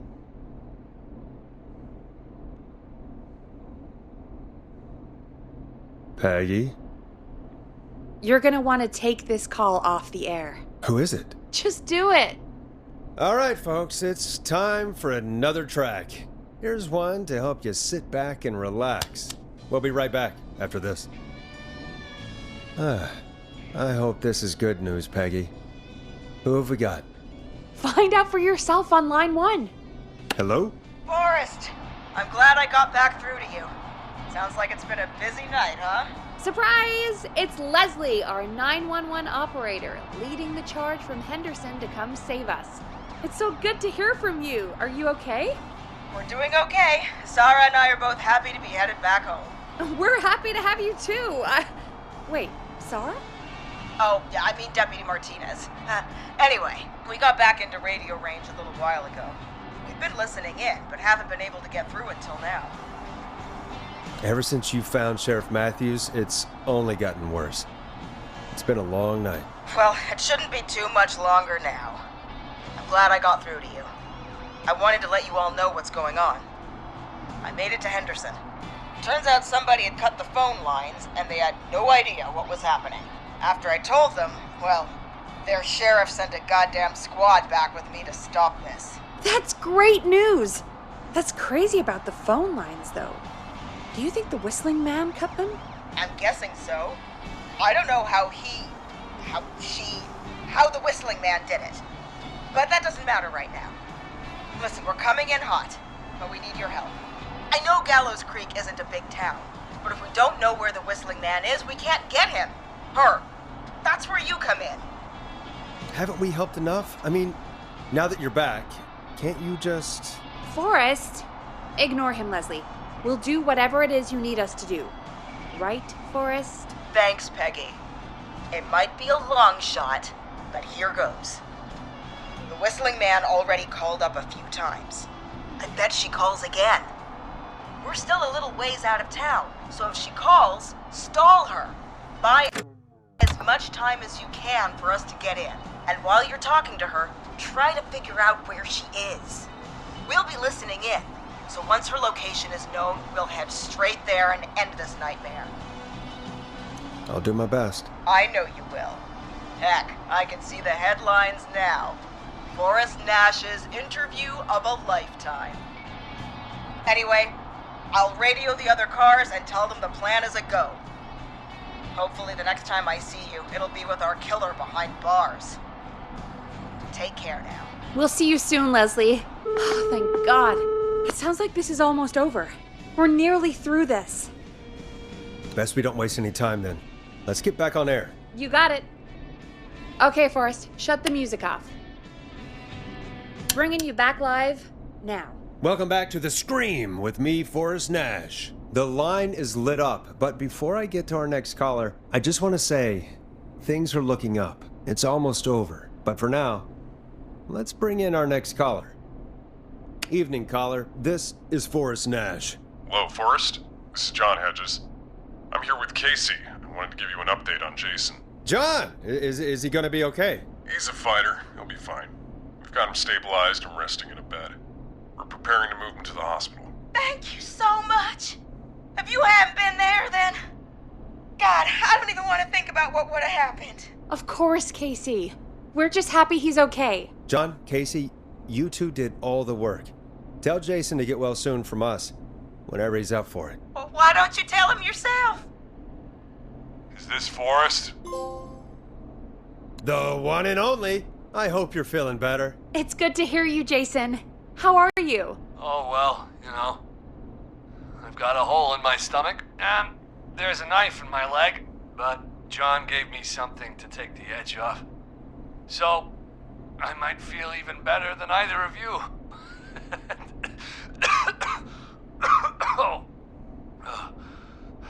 Take it easy until you get to St. Gabriel's. I will. But, before that, I needed to call you. I'm guessing the Whistling Man is still out there? Yep. As far as we know, anyway. I was worried you'd say that. God damn it. Actually, I'm glad you called. I wanted to talk to you about what happened earlier. Go for it. We spoke to Roller Ricky not long after you were attacked. You spoke to Ricky? Is he alright? He is now. I mean, he was attacked earlier, but this call came after. Hey, guys, I'm really sorry, but there's a call on the other line. I just need to make sure we don't have another situation brewing. You fill Jason in on what happened. I'll be right back. Sure, Peggy. Sorry, Jason, where was I? Yep. Ricky's fine. You don't need to worry about him. That's a relief. He told us about George. Sounds like everything's finally coming out now. It's been tough to hold it all in. Sounds like you've been holding back about something awful, Jason.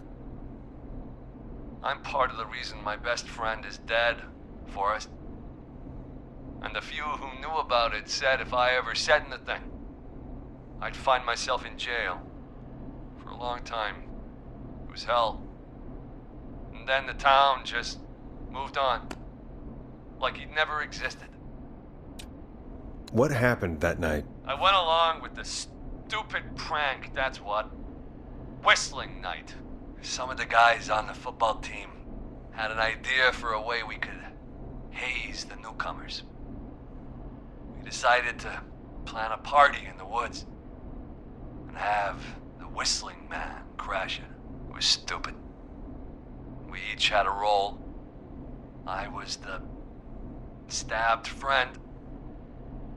At the party that night, I left the group for a second, met our whistling man, pretended to get stabbed in front of everyone.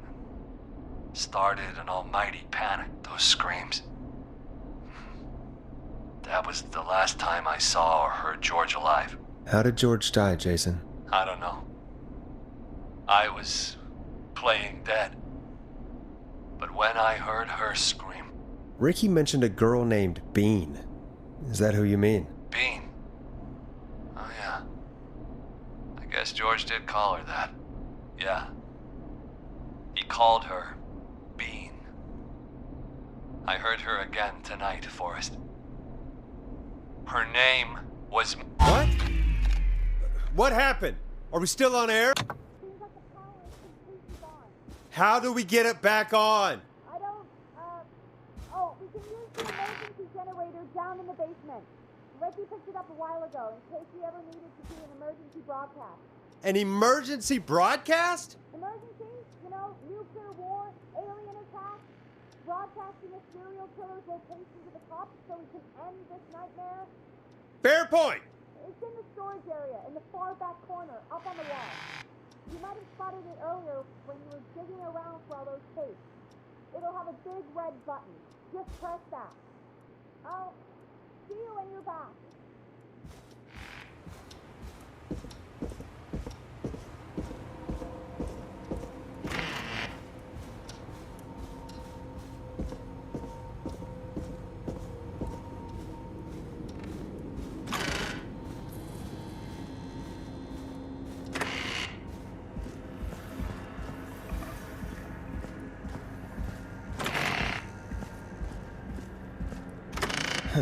Back corner. Why is this station so big?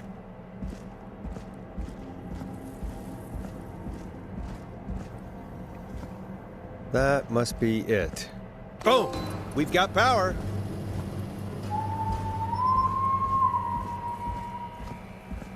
The whistling man. I need to warn Peggy.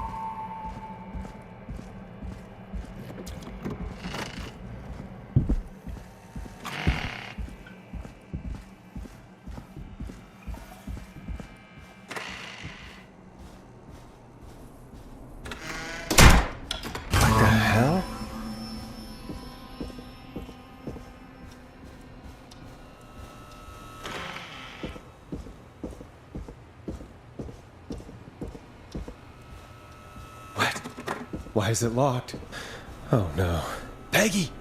Where'd you go?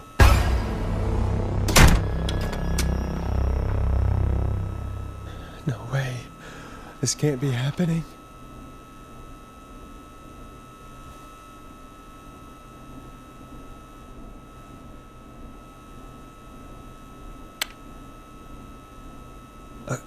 A call.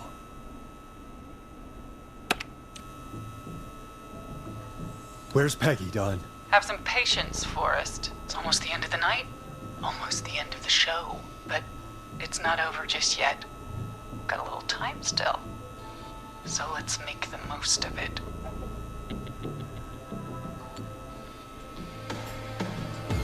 What do you mean? Make the most of it how? Well... Huh? I thought we'd end tonight's Whistling Man special with a special guest. The one who started it all. Let me take that out of your mouth and... You crazy bitch! Let me go! Welcome to the air, Mr. Teddy Gallows Jr. Wait. It's all gonna come out tonight, Teddy. Your daddy and his money saved you 20 years ago. But even if you crawled out of his coffin with all the money in the world... Wait, where the hell is Teddy? How are you talking to him if you're here with me? Because I'm not there with you, Forrest. I'm here with Teddy, and if he says where that is, well, he knows he'll get it. But I can see you. You're standing right in front of me. Oh, I get it. You're wondering who's there at the station with you. Forrest Nash, let me introduce you and all of Gallows Creek to my boy, Henry Barrow. Your son? You mean you... Wait, that he... Yes, Forrest. He and I had a son. So there were 2 whistling men tonight. Of course. That explains how you were always able to get around town so quickly. And that's how you escaped the secret archives in the newspaper office. Don't think I've forgotten about that, Forrest. Locking my sweet boy away like an animal. And Murphy, he was right, wasn't he? He did fight a man. He did. I taught my boy to never run away from a fight. Hang on. Did you say Barrow? Then, are you... Let me just get this mask off. Damn uncomfortable thing. No wonder Mooney went crazy wearing this. There we go. Marie Campbell? George's old girl. Oh, well, it sure has been years since I last saw her. Oh, God damn it. Marie Campbell? So, not Dawn, huh? No, not Dawn. What are you going to... Everyone's gonna know now what Teddy did. He killed George that night. This night. 20 years ago. Listen to me. You... You're gonna talk when I talk to you. And not a moment before. Meanwhile, Forrest, I'm gonna give you the chance to talk. You're gonna help me reveal what really happened to George all those years ago. Okay, Marie. I'll do it. Good. Then let's talk about the night George was murdered. Murdered? Listen, I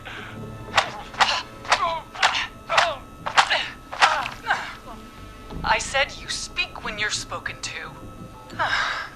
Now, I know you've done some good work tonight in piecing together what happened to George 20 years ago, and that's why I want you to interview us.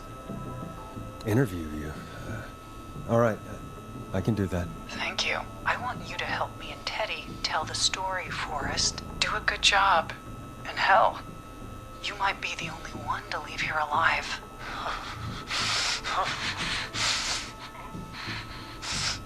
I need to drag this out. If I can buy Leslie time to get back to Gallows Creek, and if I can find out where Marie is, then this can end. Teddy, we'll start with you. Just, talk me through what happened that night. How did it start? How would I know? It was 20 years ago. Do you want to die, Teddy? Because if you don't start talking... Oh. What the hell? God damn it. Okay. Our first team party was coming up. And when I saw the date it was scheduled for, I had an idea for a way we could prank the new guys. I understand that kids in Gallows Creek know tonight as Whistling Night. I'm guessing that's what you mean? Well, we didn't have a name for it then. It was just the night that Mooney went missing. But Whistling Night is what they'd call it later. Wait. You mean this was the first Whistling Night? Keep talking, Teddy. We went up near Whistling Point. God, who was there? Me, Jason, and George, of course. But George didn't come alone. He brought Marie. And Roller Ricky. He was there too, wasn't he? Yes, Ricky was there too. Runner Ricky, our wide receiver. I helped him off the bottle, you know. Because I'm a decent man. Is that so? Yes, it is. He came apart one day. Some people do. He had some issues. Wasn't stable. I didn't want him to hurt his chances in life, so I helped him keep himself together. You were afraid he would talk about that night, weren't you? Keep talking.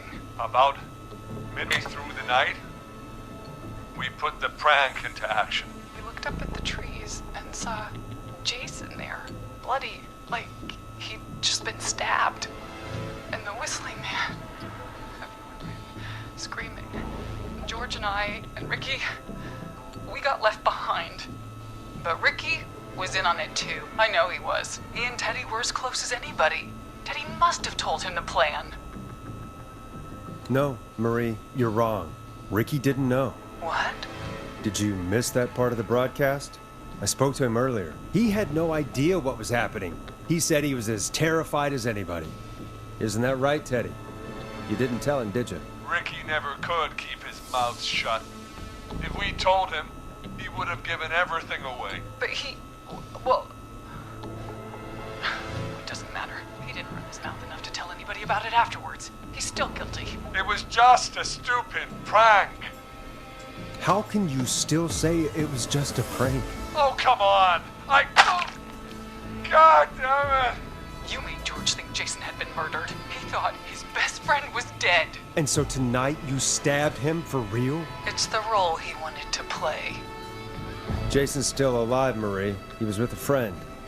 We talked her through how to stop the bleeding and got him professional help just in time. Oh. Well, shame he didn't have the good sense to die earlier.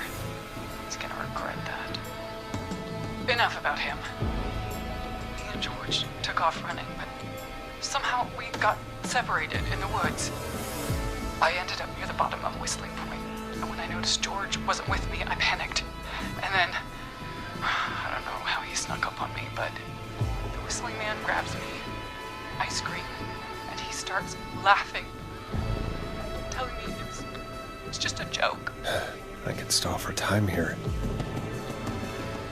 Who was it, Marie? Who was the whistling man? I suddenly recognized it was Chuck. Chuck, Brody, was the whistling man. Laughing away. But then he stops. And he's looking up at the top of Whistling Point. What was he looking at?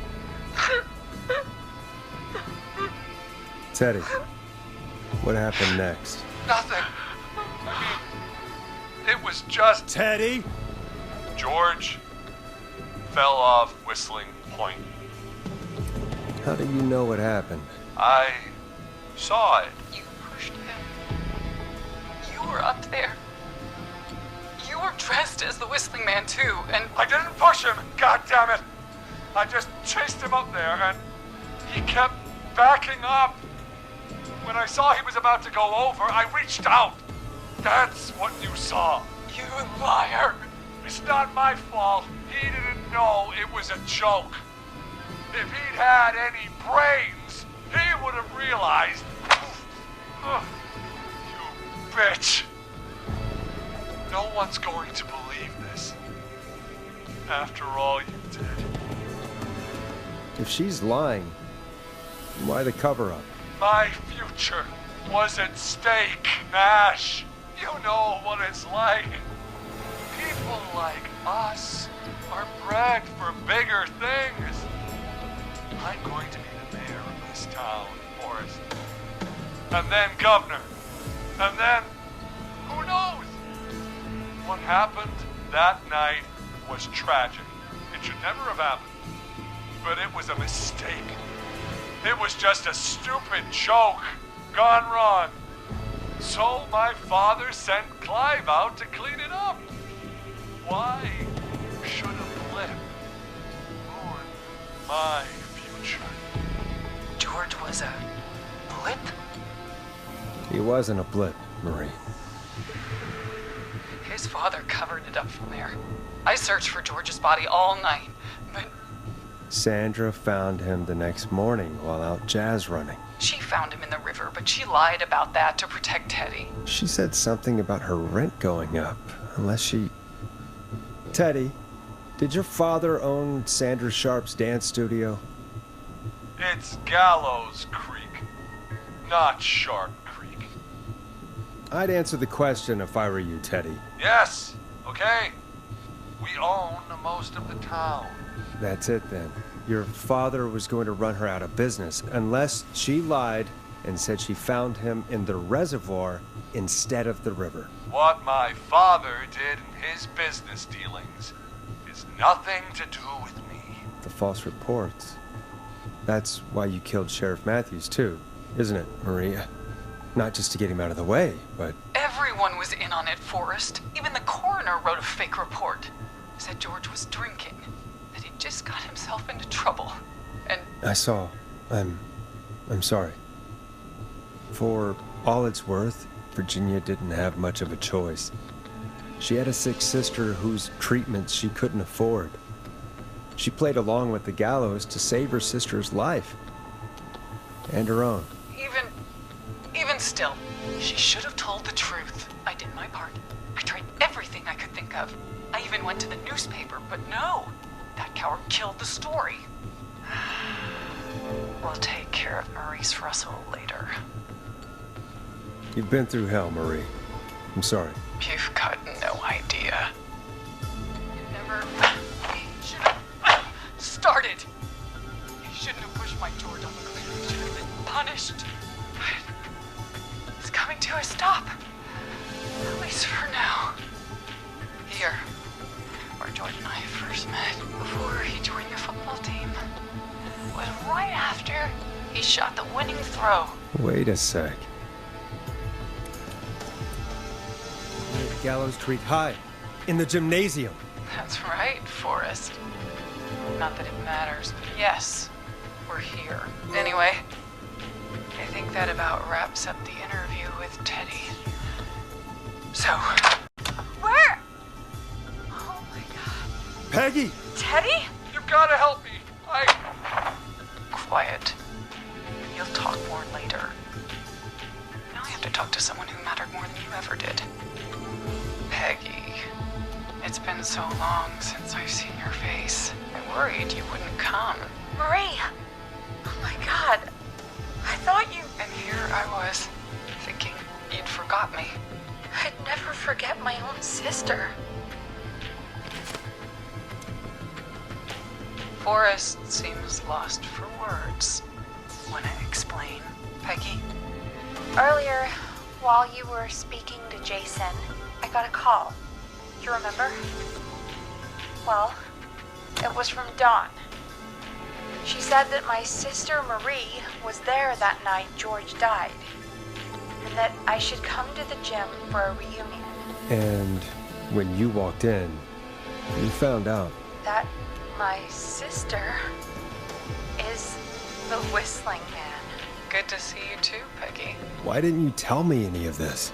She said that it was my last chance to see my sister. I knew if I told you, you'd try to stop me or come with me when we need you on the radio. And I just... I'm sorry. This has to be a lot for you. What happened to you, Marie? You just disappeared one day. Disappeared? I was thrown out, Peggy. I begged Mom and Dad to do something about what happened that night, but did they care? No, they told me to stay quiet. They only cared when they learned I'd been with George, and...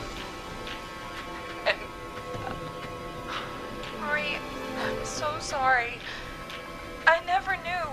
It's not your fault. Really, it's Mom and Dad I should be seeing right now. But since they're dead and gone, well... I'll have to settle for the next best thing.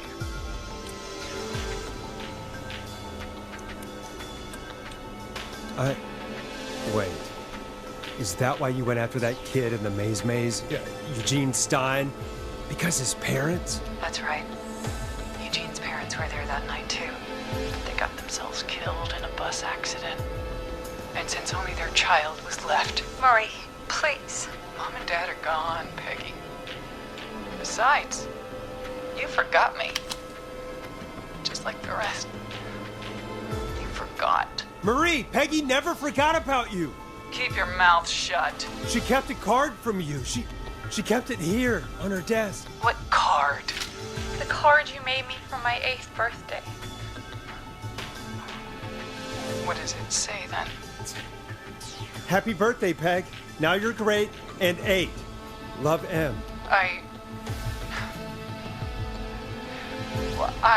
Henderson police! Freeze! No! Henry! Get out of there! Ah! Peggy! We have 2 wounded, and we're in pursuit of the suspect. Henderson police! Freeze! Forrest! Leslie, how's Peggy? She's been cut pretty bad, but we're here now.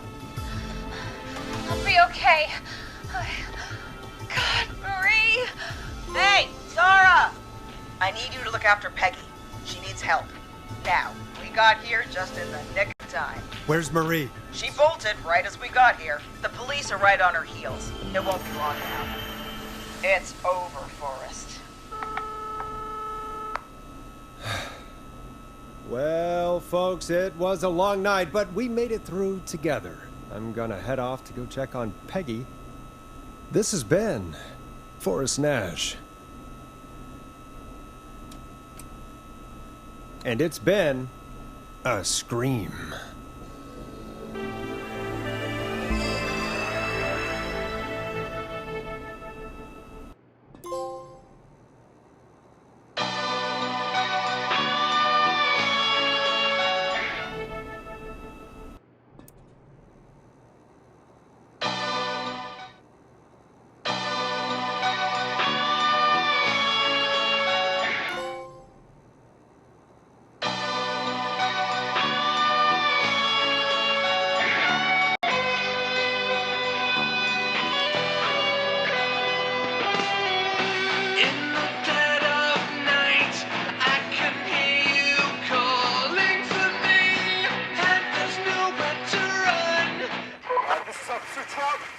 Come in. One suspect is in custody. Trail the other suspect into the nearby woods.